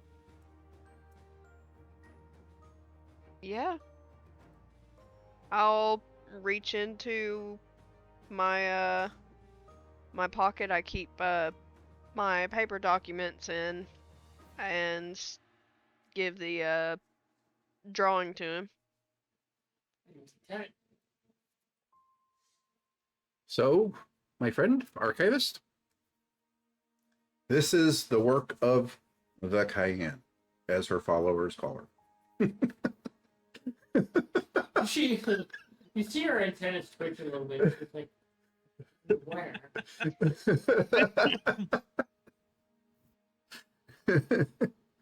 One day, to give you the story, we had vanquished some unholy, undead monstrosity taking up a beautiful and decimating a beautiful part of the forest outside of Winemore, if I remember correctly. And after all was said and done, she was merely walking around and revitalizing the cursed land. And this is her doing so. She examines the parchment and you hear her speak Cayenne. It's kind of, she's like, I remember traveling, I don't remember the name of this. But, and Scabbard, you come into the area as well, and you hear this from up on the table, this tiny little serene voice. And there was a shrine. There wasn't a temple. It's more of a shrine, though. And apparently, a passer through had come through this area and spoke to the local farmers. And kind of strange. And well, she looks over in your direction, Cayenne. And they worship you for who you are to hope to bless their crops.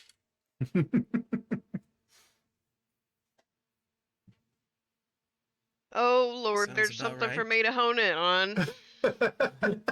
And you hear that, Scabbard. I mean, that makes sense. You are a goddess of life and nature. So, my friend, for your archives on the Cayenne, original work. She looks at it and she's like,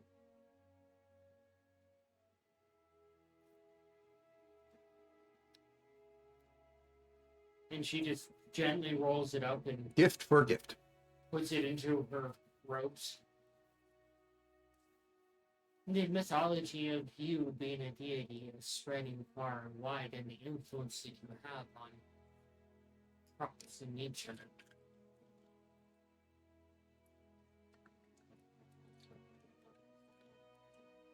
Oh boy. Oh boy. And did I hear Scav, by the way? Yeah, Scav, Yeah, is he paying attention? of course. The reason I say have is the- he the paying plaster attention mold. is he... Okay. I will refrain from throwing or tossing your gift toward you. Then.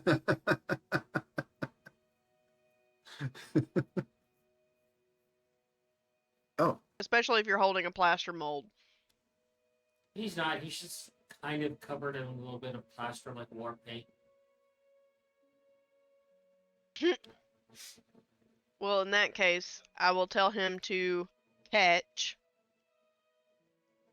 and toss his gift to him. I don't know what it is, but I'll try to catch it. You catch said item in your hands and you have it in both of your little hands. Go ahead and take a look and see what it is. And you unwrap it, you look at it, and it's a it looks to be a cat's eye marble.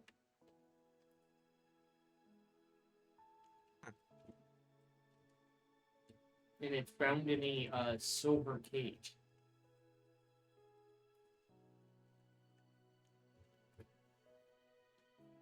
interesting little trinket. Examine it for a moment. I sense anything coming off of it? Something divine about it, but you don't know what it is. Possibly arcana as well. You find yourself with an item you. just like the other two siblings that has a mystery attached to it. Thank you. And I'll put it away for now. Keep it nice and safe in the pouch.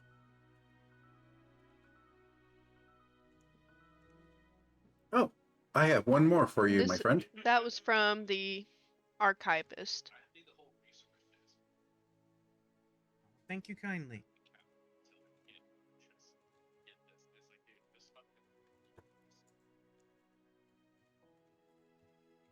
And I pull out the portrait I made of Cayenne doing the miracle of bringing those moon dogs back to life. Here's something horrifying for you.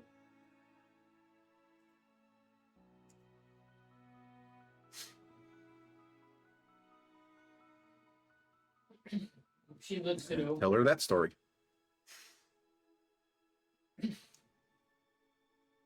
And she just looks at each of you and she's like, so you partake in storytelling as well? Well, of course. How else is knowledge shared? Well, it's written down. Well, I mean, yeah. But it's still telling a story when it's written down, ain't it? She goes over and sits on the edge of the table and she kicks her little feet back and forth. Well, stories are really important to my culture as my kind don't live very long. We don't have the luxury that any other race has.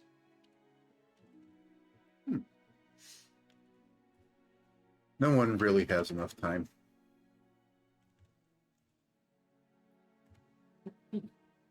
Oh, I have plenty.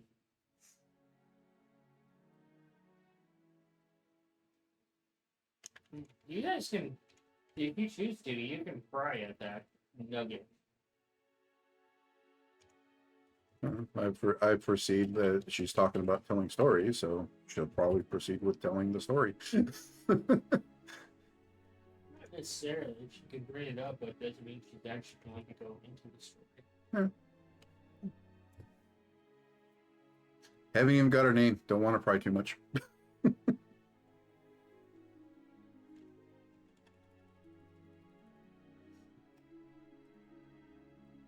But yeah, you guys, she's just kind of sitting there looking over her parchment, double checking a few things.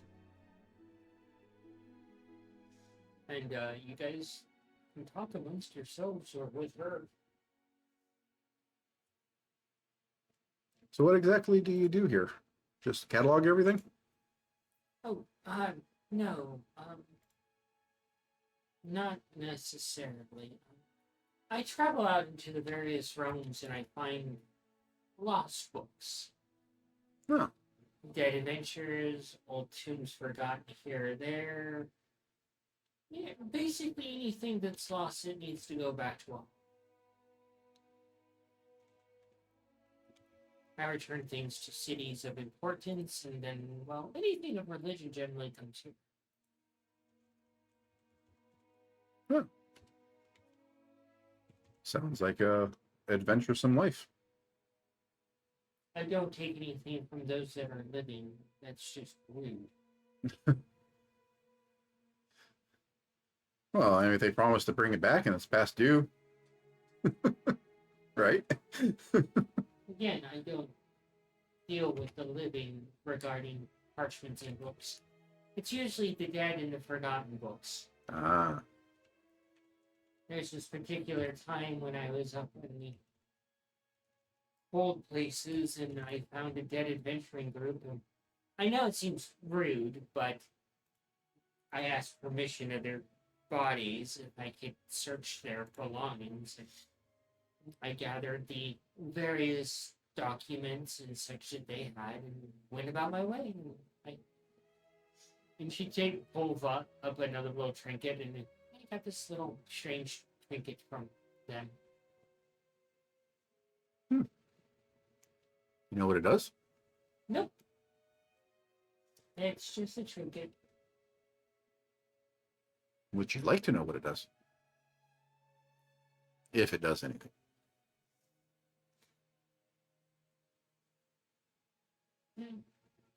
She puts it away. Okay. Oh my gosh, cheese. Cheddar. I can hear him.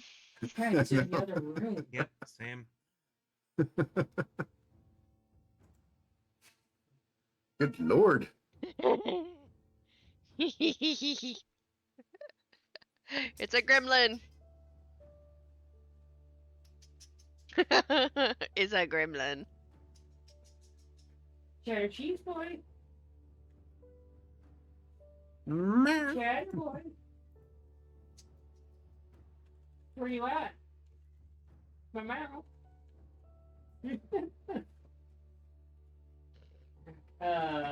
He's so excited. He'll walk through the house with the toy hanging out of his mouth, meowing loudly. Like that. Good Lord, Mr. Cheese. Okay. Yeah. Are you done yet? Huh? You done yet? We're doing something here, Mr. Cheese. Yeah? Like, geez, dude, how rude. Yeah. Right. What are you doing us? What are you from? Okay. Come on. I got you.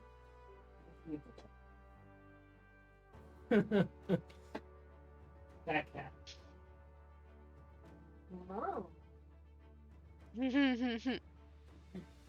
So, back to things. As he wanders around, It's cheese. goes from one screen to another. So, you're there with the archivist, and each of you have received some sort of trinket from her. I shall endeavor to share the stories of the Cayenne with you as I enable to come and go. What are you doing, Scav? Go ahead and take a moment to just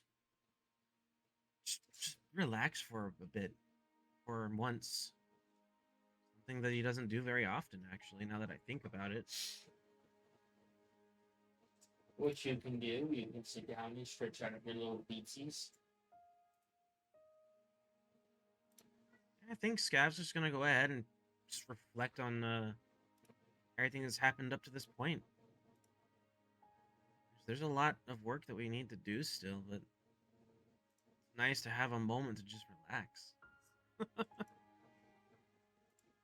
Cayenne, you sense burning toast.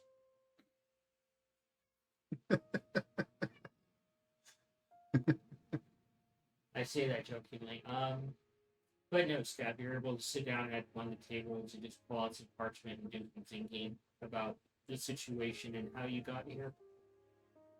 And what it could actually mean.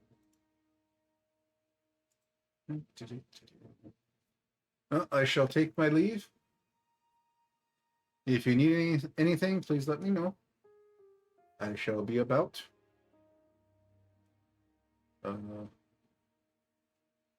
Lighting as many torches as I can. Be careful. Of course. Hop down off the table. Hop into the machine. And go about lighting as many torches as I can. What are you gonna do, Cayenne?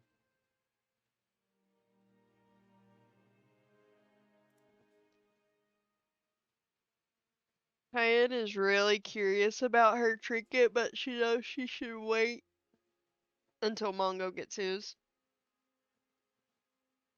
Until And I think Cayenne's gonna do what? you're gonna go ahead and wait till you get Mongo gets his, and then Yeah, I'm waiting until Mongo gets his before I look at mine. Deeper, anyway.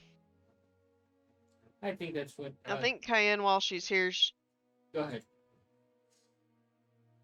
I think that while Cayenne's here, she's going to look into more information about the divine lie with her dad.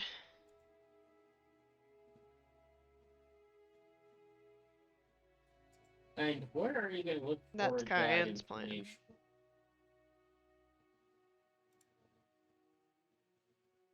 I'll ask the archivist. Good lord. Icarvist. Why Carver? Hey, harvest, huh? That sounds like a some sort Yeah. of person that works for Cayenne for torture time. No, that's the medieval version of a uh oh god, what is an eye surgeon called? It's not an optometrist because an optometrist doesn't do surgery. A brain surgeon? Urologist? No. That's not what an optometrist is. That's an optometrist is with your eyes. Yeah, no. I was asking if you said brain surgeon. No. Oh, okay. I don't know. I don't know didn't what you- mention anything about a brain. Oh, okay.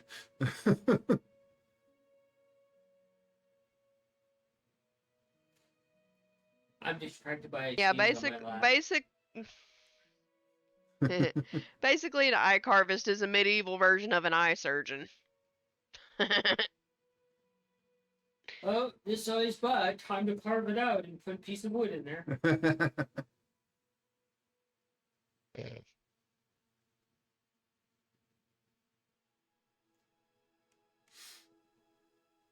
But Cayenne's gonna ask the archivist where she could find some more information about the divine law.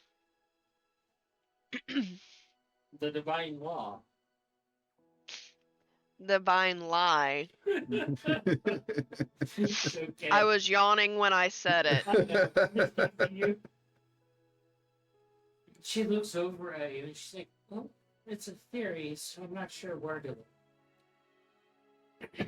I mean, you could always go to Hot City and ask there.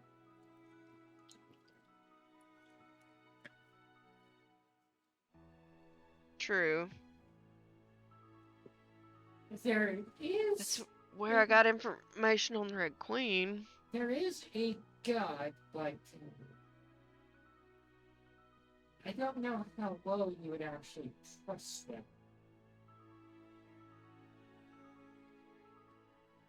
Well, they're the god of all truths, and let's just say,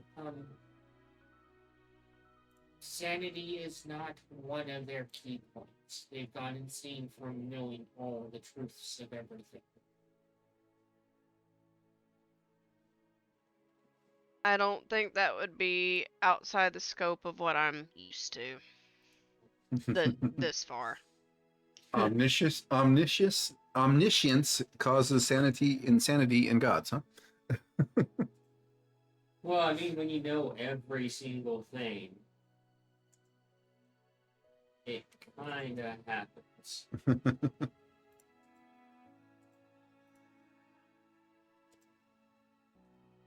Like, oh my god. You're so orange. Yeah, that's all you're gonna do. Just yawn at me. He's taken over like 60% of the chair, and he's just spread out like a liquid.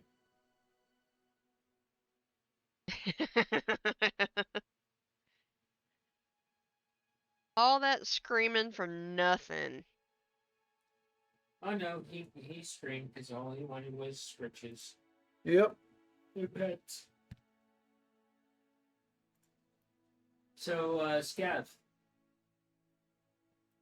walk me Yes. through what you're doing over there besides sitting there and writing things down.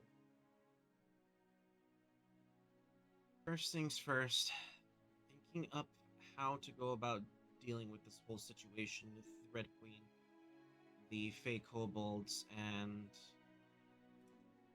trying to come up with a plan in terms of how to go about doing this. We don't know a whole lot. We know that they don't like what's happening to them. We know that the Red Queen is more or less using them. We know that they're relatively close by, even for Feywild standards. Let's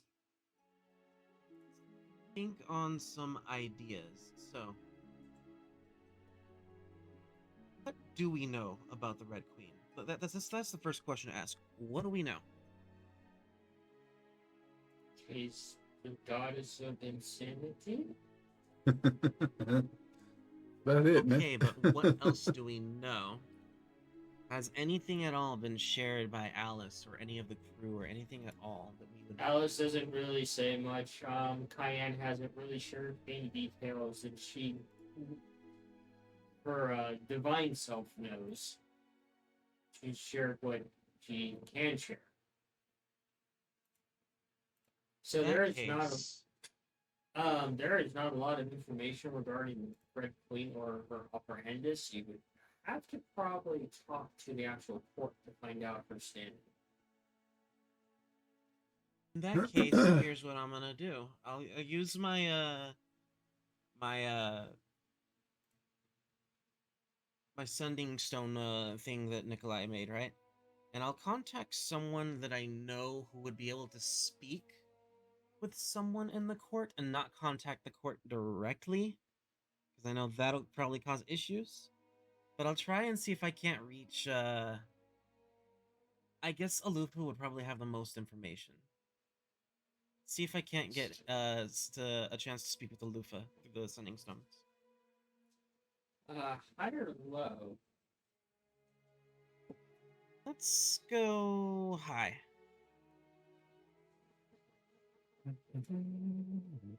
You get silence for a little bit, and then you hear Oslin, and she picks up the message, and she's like, "Scabbard? Oh no, Scabbard! Oslin? Scabbard, did you get turned into a rock? It's not out of the realm of No, possibilities." that's no. I believe you may have found someone's sending stone that's. I was trying to get in contact with Alufa. I had some important questions. Osling actually, has in regards. the sending stone was provided I to the know, actual blood relatives.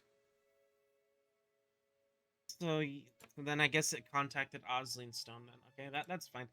I was trying to get in touch with Alufa, and I guess for some reason the stone picked up on you. I guess you're probably nearby her. Well, counting the fact that I have a stone and she doesn't. Could have sworn that a stone was given to her. Oh well, that's fine. This question actually would probably go along the lines with you as well. It does involve a deity, rather dangerous one at that. And you, Nikolai and Cayenne, you guys are elsewhere in the library, and you're listening to your sending stone in this conversation. Go ahead, Scab. What do you or Lufa know about the Red Queen? Is there anything at all you can tell us? We know very little to almost nothing about her, other than that she's very dangerous and happens to be the goddess of insanity. Huh.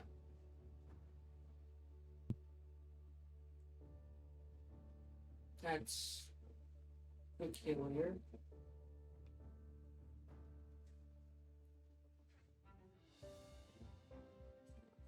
So, the goddess of insanity and, well, I- political side, she's trying to have her own court recognized as a third court in conjunction with the other two courts. That's all I know. I mean, Lufo would know more.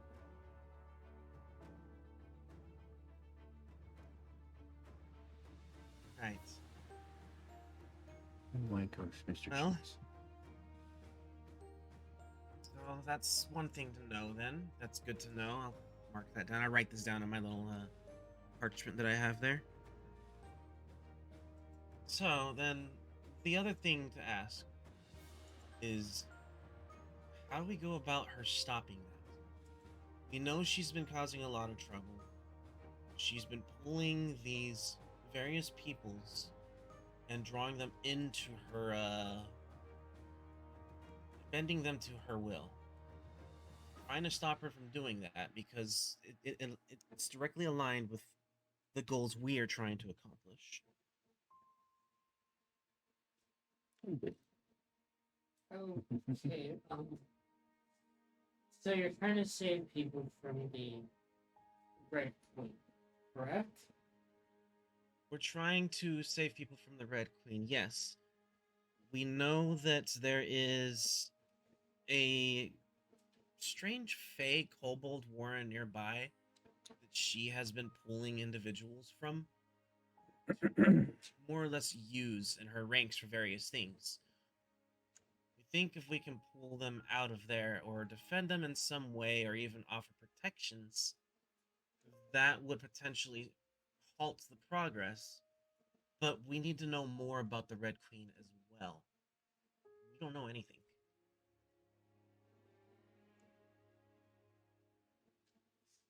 Well, let's start with the basics, Scabbard. Her title is a queen. She has her own court.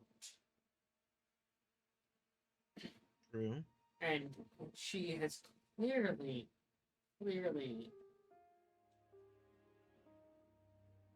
off of her brother. Oh, absolutely, Maybe. without a doubt.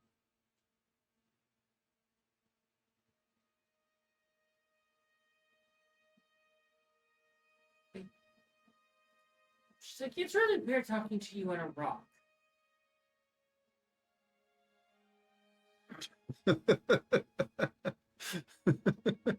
Hold on. Give me one moment. And you hear something that sounds like when you hear a Sharpie being dragged across paper.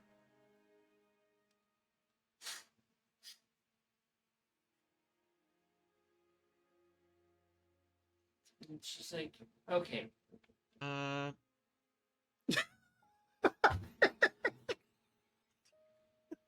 She just did what I think she did. I think that kind of looks like you. And you two can chime in at any moment because you're part of the conversation because you're within range. All right then. Did you just draw me? You know, whatever works best for you. Alufa, I put a lot of work into making that stone pretty. Oh, Nikolai. Oh. Sorry, not Alufa. Osling. Yeah, we can all hear you. It's beautiful, but I'm not used to talking through a stone. I'm talking to a person or the undead. Right. Just put it in your pocket. That's even weirder. It's actually designed to be worn as a brooch, technically. You get used to the weird after a while. I'm literally a god of death, and this is strange to me. Anyways, Cayenne, you're there too? Technically, Yeah, everybody the in the sending family can hear stones we us. can. Yeah, anyone who has a sending stone can hear conversations that are spoken on anyone's sending stone. well, no, remember, each sibling's stone has a direct connection to their siblings, their other siblings, outside family, inside the ones that didn't grow up with us. Connection.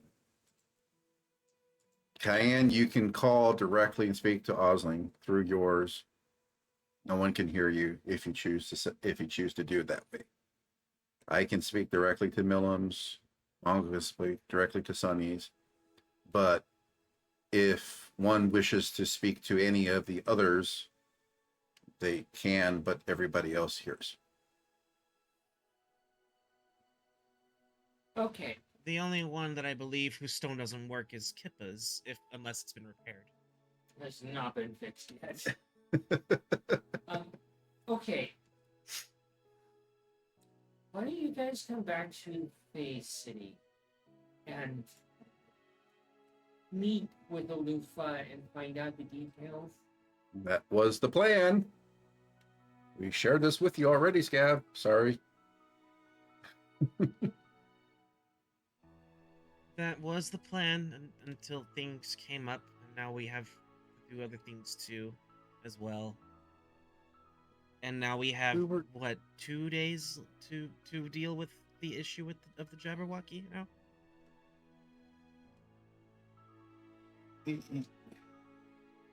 We're a little bit of on a time crunch.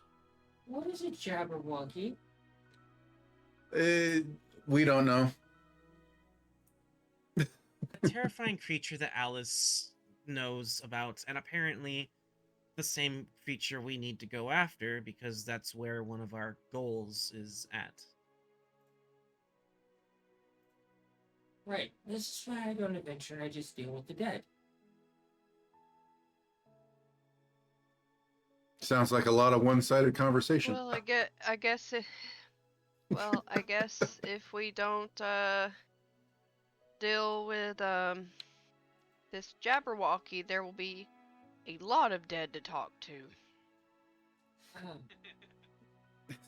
Yeah, going back to the city right now is kind of an impossibility at the moment. It's only late morning right now, right?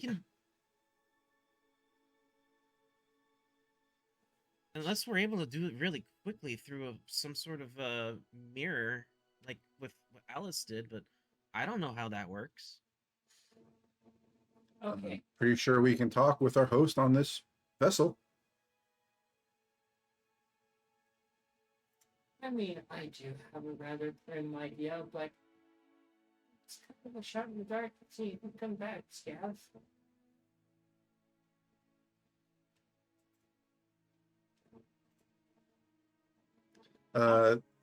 Nikolai is also looking for Isabel, so he can ask for directions for information on the 3 gods he's dealt with here in the Feywild, so he can read up on it. I mean, don't get too excited about this, but I mean, you could kill Scabbard, and I can speak to bring his spirit here, and then he could talk to Alufa. But then you'll have to bring him back from the dead.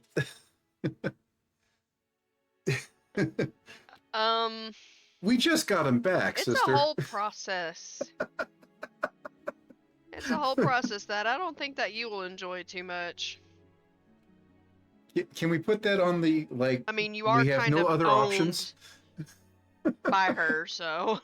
That's the other problem, that he's owned by me, and if I'm in possession of his soul for a little while,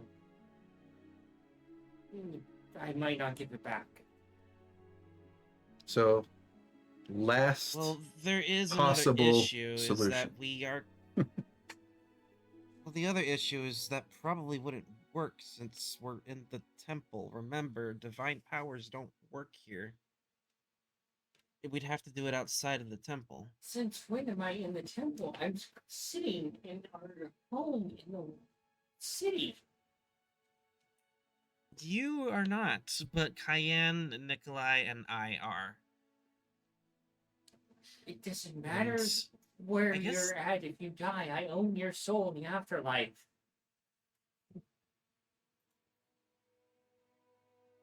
I suppose that makes sense. I don't know how it works. You'll have to talk to Fat. He's the one that explained this. But apparently godly powers I don't know. work here without permission. And while I That have part no is issues true. I have no issues of granting said permissions, you'll have to ask the others present. But how do those rules apply to me if I'm not there?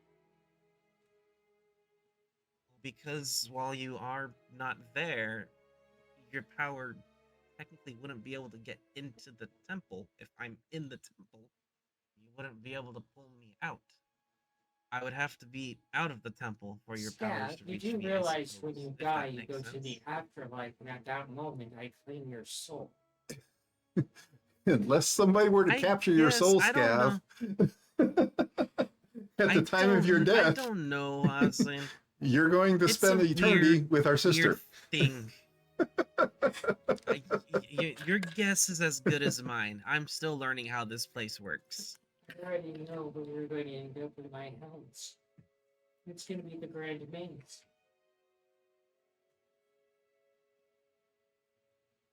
But Mazes are fun. yeah. Right. The fake kobolds and the court, all that shit too. Yeah, That's another whole nother conversation to have. that's what we're going to do later on today. Yes, all right. I think I may have relaxed too much. My brain is fried. I need to do something now. Hi, Anne. Sister, I must ask you, have you hidden him recently in the... No, but I'm Maybe pretty you sure should. he may be like this because he broke a statue for a protector god. Your beats such a Nikolai, booger, Mr. Cheese. Yes. can you loan... In his defense, he was trying to help me when I slipped and fell, but he did not properly check where he put his anchor point. Oh, dear God. Nikolai, can you do me a favor, please? Will you own my soul? Can you loan my sister one of your heaviest wrenches so she can recalibrate Scabbard? Our other sister made a helmet that, protects his brain from damage, so.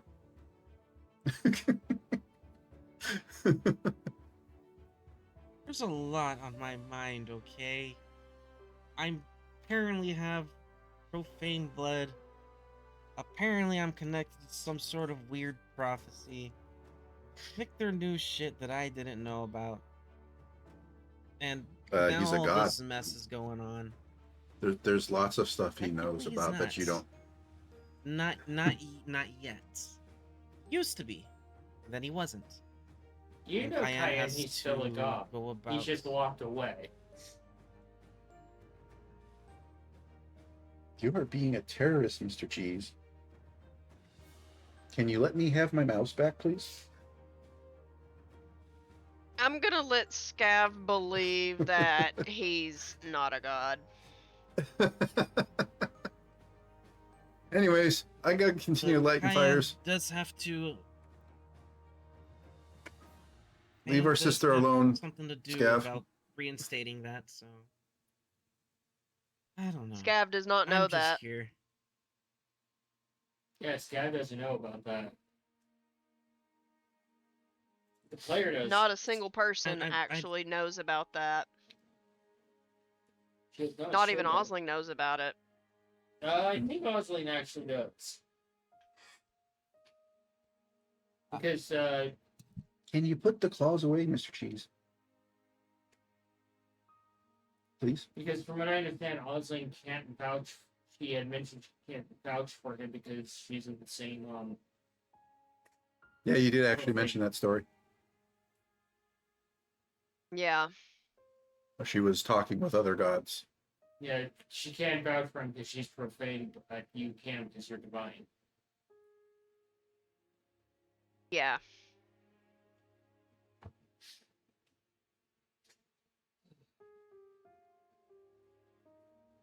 So, you need to Which that's another thing that Cayenne's got to do at some point. Yeah. So, we need to get you to talk to my wife regarding the rules of the court and where these. Wait a minute, I have an idea. Give me a moment. And you hear the stone being dropped on a table. Jeez! Be careful! My friend's put a lot of work into that. And about 10 minutes goes by, you're lighting another torch, Nikolai, and Cayenne here. Tending to some of the less happy plants within the actual library. Less than happy plants, you said? Yeah. Oh, okay. And you hear the very familiar tone of Osley speak. And you hear a voice that's not Osley. Hi?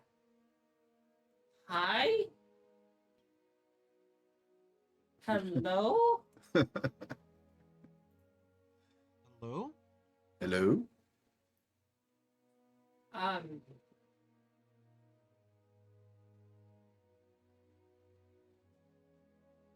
Osley's like, I found one of them. Well, I summoned one of them to our house. There. The source, I guess.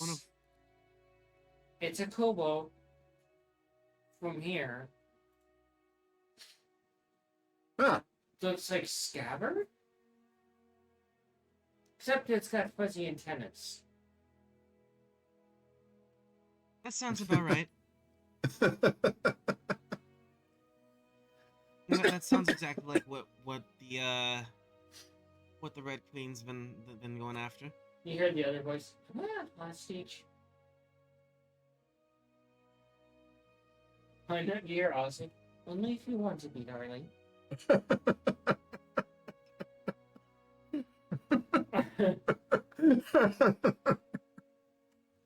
How are you at digging graves? You hear,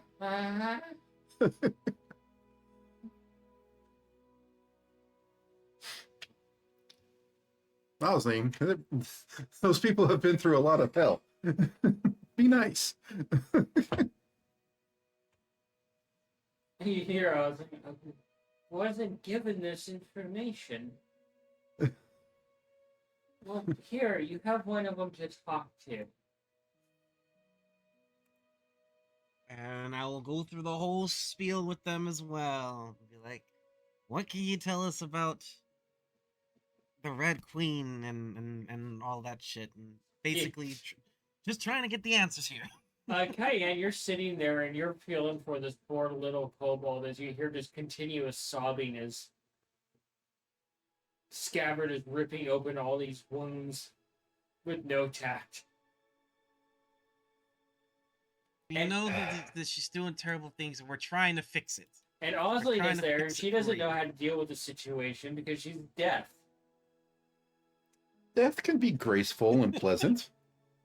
Jeez, they don't have to be dark and cruel. Kind of a Rambo.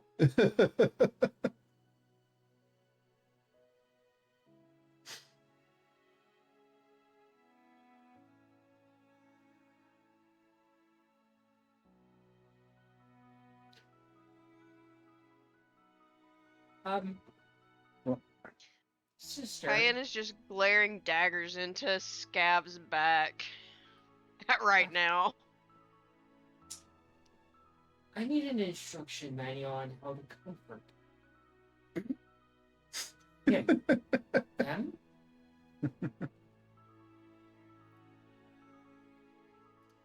What should we call you, friend? You just hear. You can't really tell through the sobbing at this point.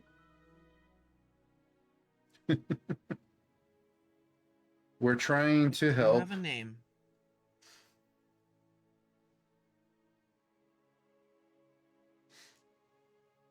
And then you just hear Alufa going, "What is going on?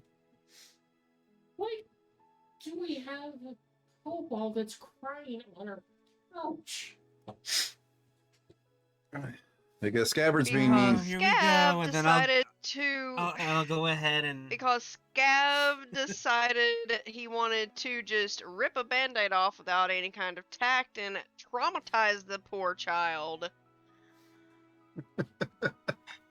oh, here we go again, and I'm gonna go through the whole spiel with the loofah too. Cayenne is Gibbs smacking Scav in the back of the head. You get Scav, smacked in the back of the head. Can you With just about not as for a much- minute, please? With about as much tact as Scav had with it giving that spiel. You spent too much time with the Victor person. You have no soul anymore. Just like stop. Just listen for now, please.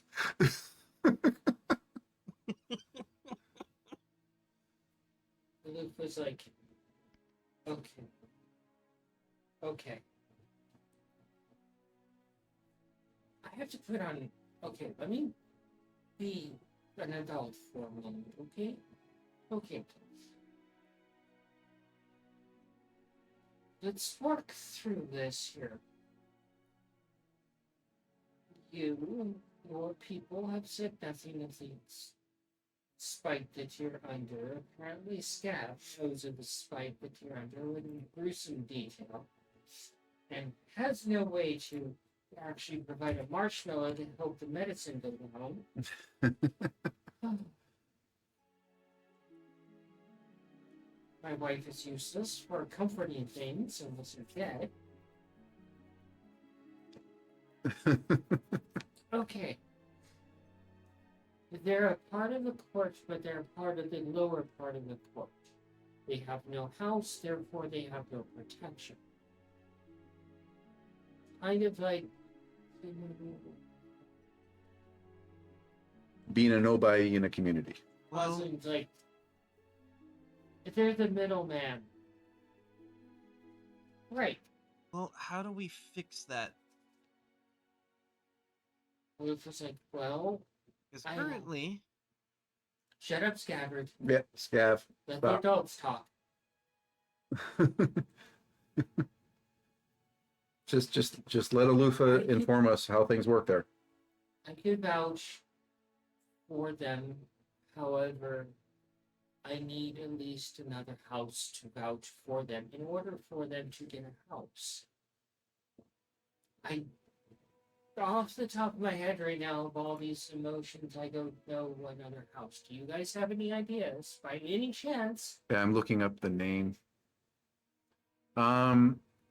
Remember the Fae that was recently excommunicated? Their Valley was what their name was known as, that abducted Mongo. Their children were, last I heard, deciding whether or not they were going to carry on the name. Maybe providing goodwill towards a denizen of the courts there would be a boon to associate themselves as not terrible fays and regain their family name. Perhaps they would be it's interested. not a bad idea at all. Lupa's like, there's one And if it- catch. Hmm. There is one serious catch with that. me Would that as be? part of the court and having a house, I could ask. However, Scabbard, they may each ask you for a favor, and that will be a part of the deal.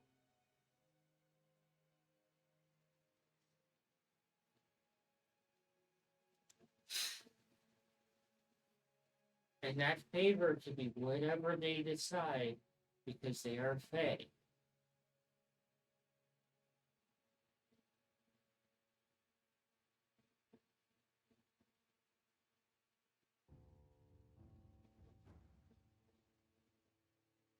Well, they can't have your soul. That is a benefit. They can't have this No, soul. but they could have a certain almost orbish shaped precious life. Well, Just your saying. betrothed there apparently owns a soul. She has made that point very clear, very frequently. There may be another house that we've dealt with before in the past. One that we've met before before you became, well, you, Alufa. I think. Remember the house that involved the weird kitsune? Maggie? Oh, we're not getting the kitsune involved in this. Oh, no, no, no, no, no, no, no. Well, there was the ones that helped with Maggie.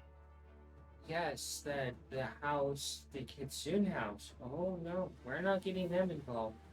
They might write up the contracts, but we are not owing them a favor.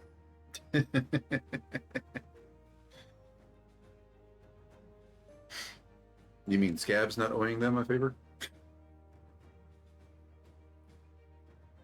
Their contracts. Okay, Scabbard, dear. A kitsune contract is so revered and feared throughout all of the realms. Not even the Dreadlords of Hell will entertain one of those contracts, nor will their children, because they are so ironclad and tight and dangerous. Devilkin tell horror stories about those contracts because they are so dangerous. Well, there you go, Scav. You can be a trendsetter. Apparently, you're Devilkin too. That's not funny. Those contracts were Not taken even with the the slightest bit. utmost weight. You got to think of things from other people's perspective, there, Scav. It's hilarious to me.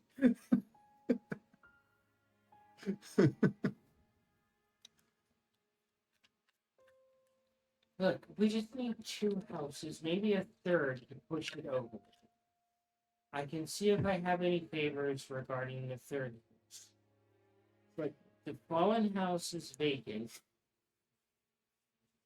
The kids haven't decided what to do with it. And the worst off is you owe 3 favors to 3 Fae that they can collect at any time.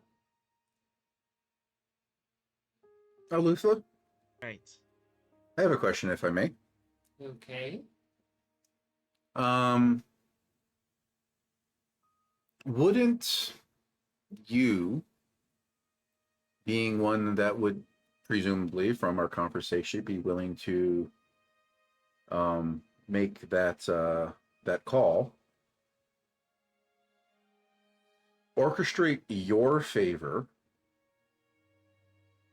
that you'll never collect on unless Scav, upsets you, that prevents anybody else's favors from being collected on until yours has been collected? See, that's the problem, Nikolai. once I propose this to the court, even if I declare my favor, if the other three Fae gets to declare their favor, and then a Kitsune will write out the contract so that all three favors are coincide and work within each other. Ah, can it orchestrate it so that your favor would block theirs? No. Now, if you go to unseemly court, sure, you can get away with that, but Okay. the Yeah. devil you know. I hear quite a bit of the tricksiness of the Fae, so I figured that might be something that one of your kin might find amusing to do. I honestly don't know how we're gonna go That's, about doing this, but I do there's know one less thing. honor in that. Oh yeah.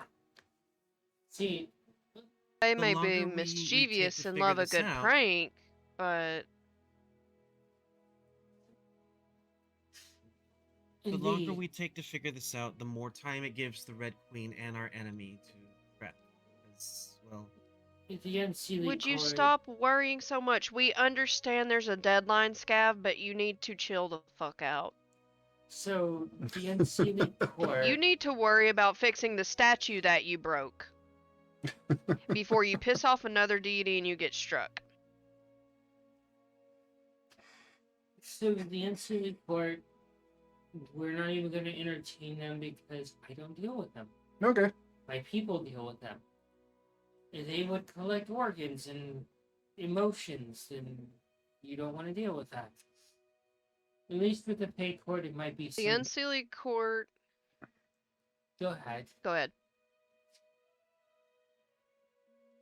With the unseelie court, they should be a last resort when it comes to getting any kind of information of any kind, because either you can trust it or you don't. And it's usually not obtained by sanitary methods either. So your kind, your side of the coin there, sister, sister-in-law, Oliva. They may ask a favor, but it won't be something dreadful or horrendous. No, it might be horrendous, but it would be hysterical to all of us watching since we're noble. Such as, for example, one of us might ask, in order for you to gain my favor, I want you to go out into the field and eat all of these piles of poo.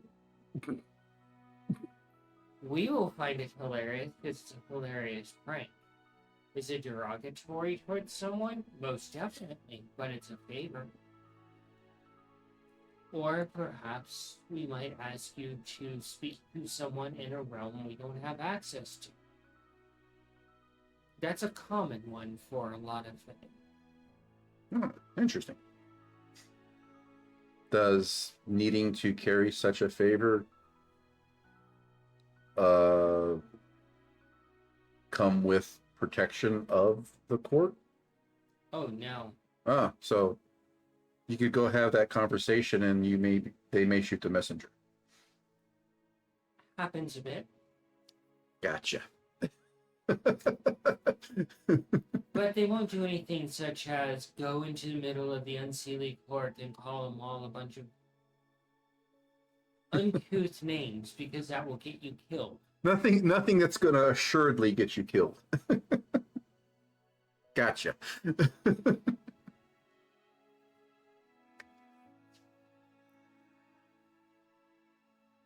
I won't ask for a favor because you're family. Alrighty. But he'll owe you one. How about this? I will make sure that we bring you some kind of sweet treat from every place that we go to. Oh, that Don't makes me so happy. Don't you already do that? I have something to sweeten the pot. Okay. Instead of owing me a favor, Scabbard, are you listening? I am. You will owe Cayenne a favor, whatever it may be at whatever time.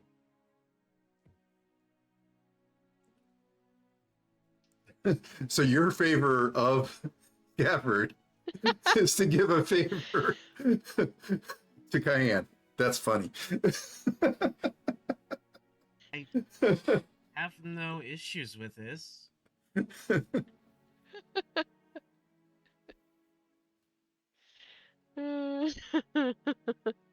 Okay. Uh, as you're I'll have to think on that one. as Scabbard says, I have no problem with this. Scabbard, as you're sitting there at the table, you see a piece of parchment here in front of you with that agreement on it, and Cayenne, you receive a copy of it in your hand, written in gold ink and on a translucent piece of parchment. Absolutely beautiful. In the hand of a kobold that you just traumatized. And you look at this parchment, and it simply states, very matter-of-factly, I, Scabbard, owe a solidary favor to Cayenne at any time of her calling, regardless of what it is.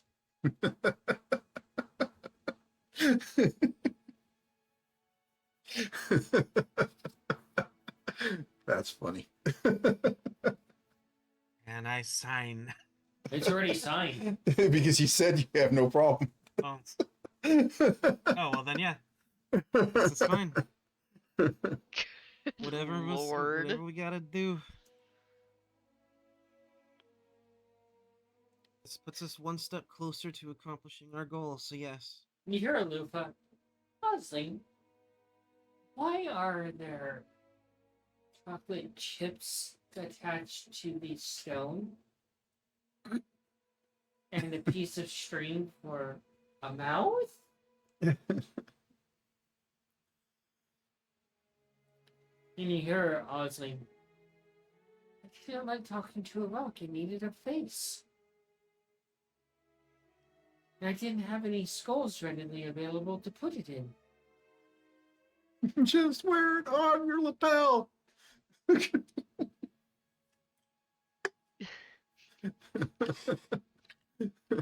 That would be pretty funny to put it in an eye socket, though. Yeah. It has a clasp. That's what it's for. Yeah, but druids unnatural to have a talking stone that doesn't look like something that has a mouth, that has vocal cords, that can speak. But it's perfectly okay to just talk to a stone. Cayenne has never spoken to a stone. Flowers, yes. Trees, Flowers? yes. Okay. Random animals, yes. Flowers. Yes. I'm sure there's druids that talk to rocks. She's also petted flowers too. Yes.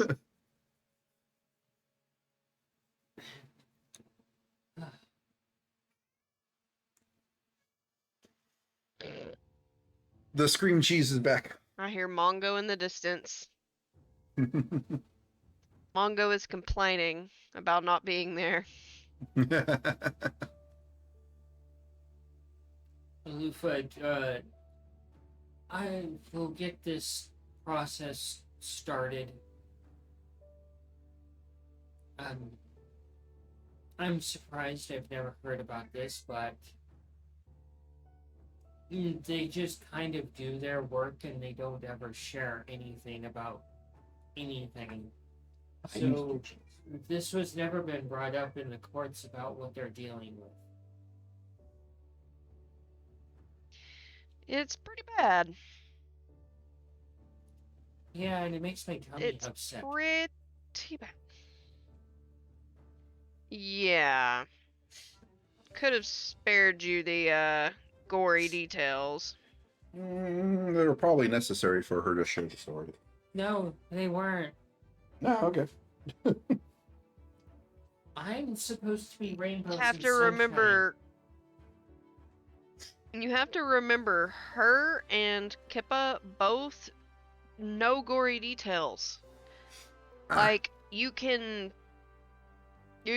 say red jam or cherry juice instead of blood. Sorry.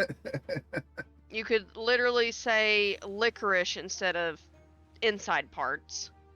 There are ways to word it to where it's not so gross to get the Brief- message across. A brief flashback to the kiddos and the gingerbread man struggling on the table. Jesus. Sentient gingerbread. Psychotic. And as Psychotic but tasty. yeah, and as Tasty that, psychosis. makes as that thread makes progress and Scabbard, you can take a little bit of weight off your shoulders. We will call it there.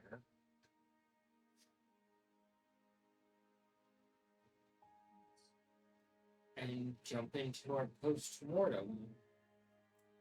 We'll start with you, Why Scab. so grim?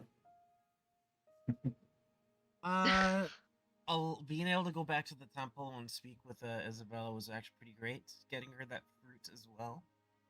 Learning a little bit more about things and actually getting the ball rolling, getting plans started. The whole session, pretty much. I know it didn't feel like we got a lot done, but it feels like we did get a lot done. Get to meet a new species. It was pretty cool. Yes.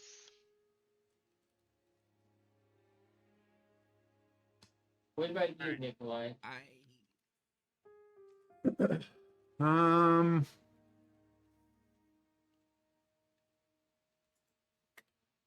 having the rough draft plans on getting help from Alufa's house just panning out exactly how I kind of thought they would is pretty cool. So far, doesn't seem to be some major hiccups there. Getting back to the library temple too was pretty cool. Meeting your new species, that new character was really cool. Learning that one of Nikolai's goals is to make a positive impact on everyone he meets. And just the simple thing of, what he's done what little he's been able to do at the temple, having a positive impact on those that use the temple. That was pretty cool. Let's see. It's about all Nikolai has gotten up to right now, so that was pretty cool. The neuroticism of Scav. That was funny. So yeah. Oh, and sharing the archival knowledge of the Cayenne with the archivist. That was pretty fun.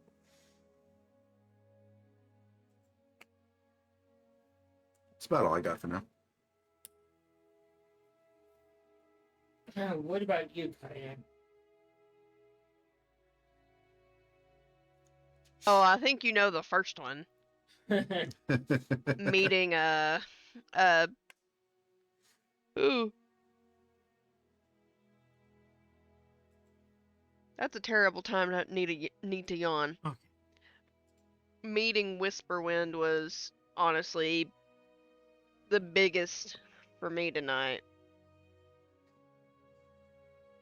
She's just so cute, and the trinkets were really nice. I'm actually really excited to investigate into the one that she gave me, especially since it's from the first family of druids. So Yeah, that is pretty cool. Yeah. Being able to meet And the then, archivist is always good. being able to get Nikolai and Scav to meet the archivist, seeing Isabella again. Isabella's that she so got the proper. fruit. Yes, she is. And now I have ideas of something to make for her. Learning about what truly, or the theory of what truly happened with Bellis's race. That was a really big one for me. That would be something that Cayenne will definitely look into more in the God City for sure.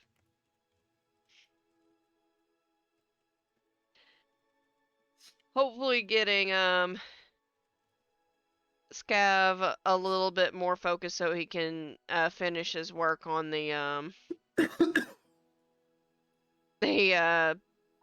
destroyed arm.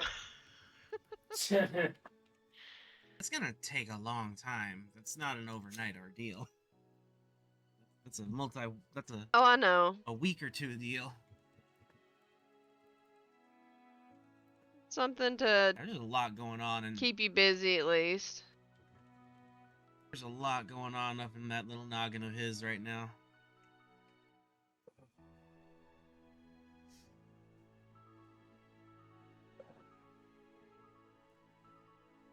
And There was a lot of things, but the biggest one was definitely meeting Whisperwind and learning what we did, and now the contract that Cayenne can chip in at any point.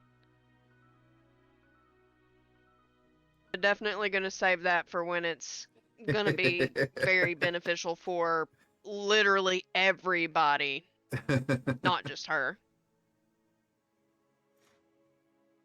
it's gonna be interesting to see when that. Be sure to make a note of that so that you don't forget about it, Yeah, I already did. because that's gonna be interesting when that comes out.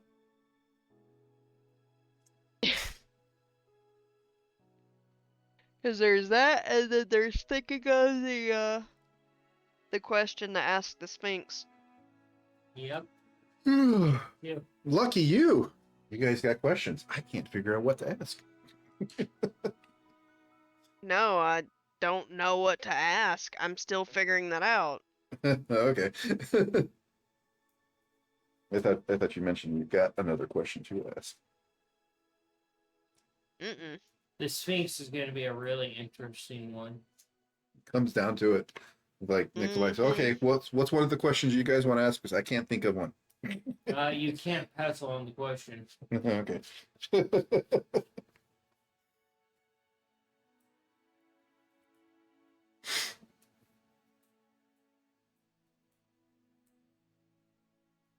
Plain stuff.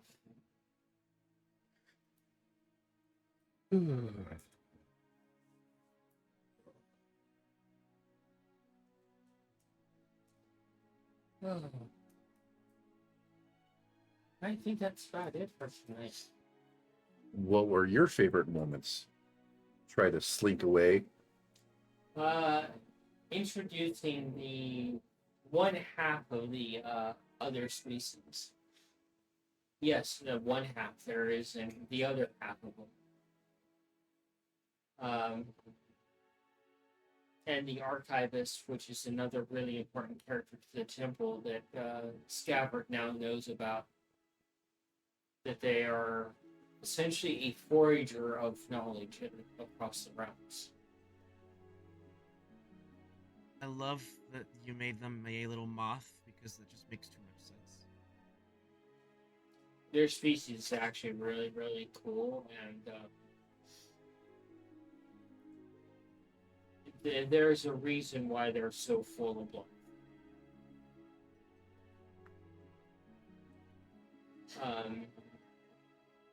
Just the sheer shenanigans of the phone call to Osling, and then the traumatization of one of these little kobolds. Like, geez, and Nikolai's been told he has no tact. Like, geez, man. Fucking Scabbard over there. Hold my beer of trauma. So that's pretty fun.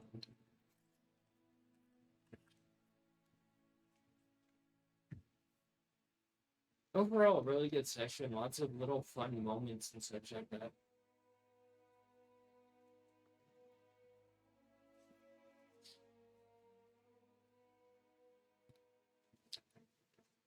Alrighty. Yeah. Not a big one, but a fun one.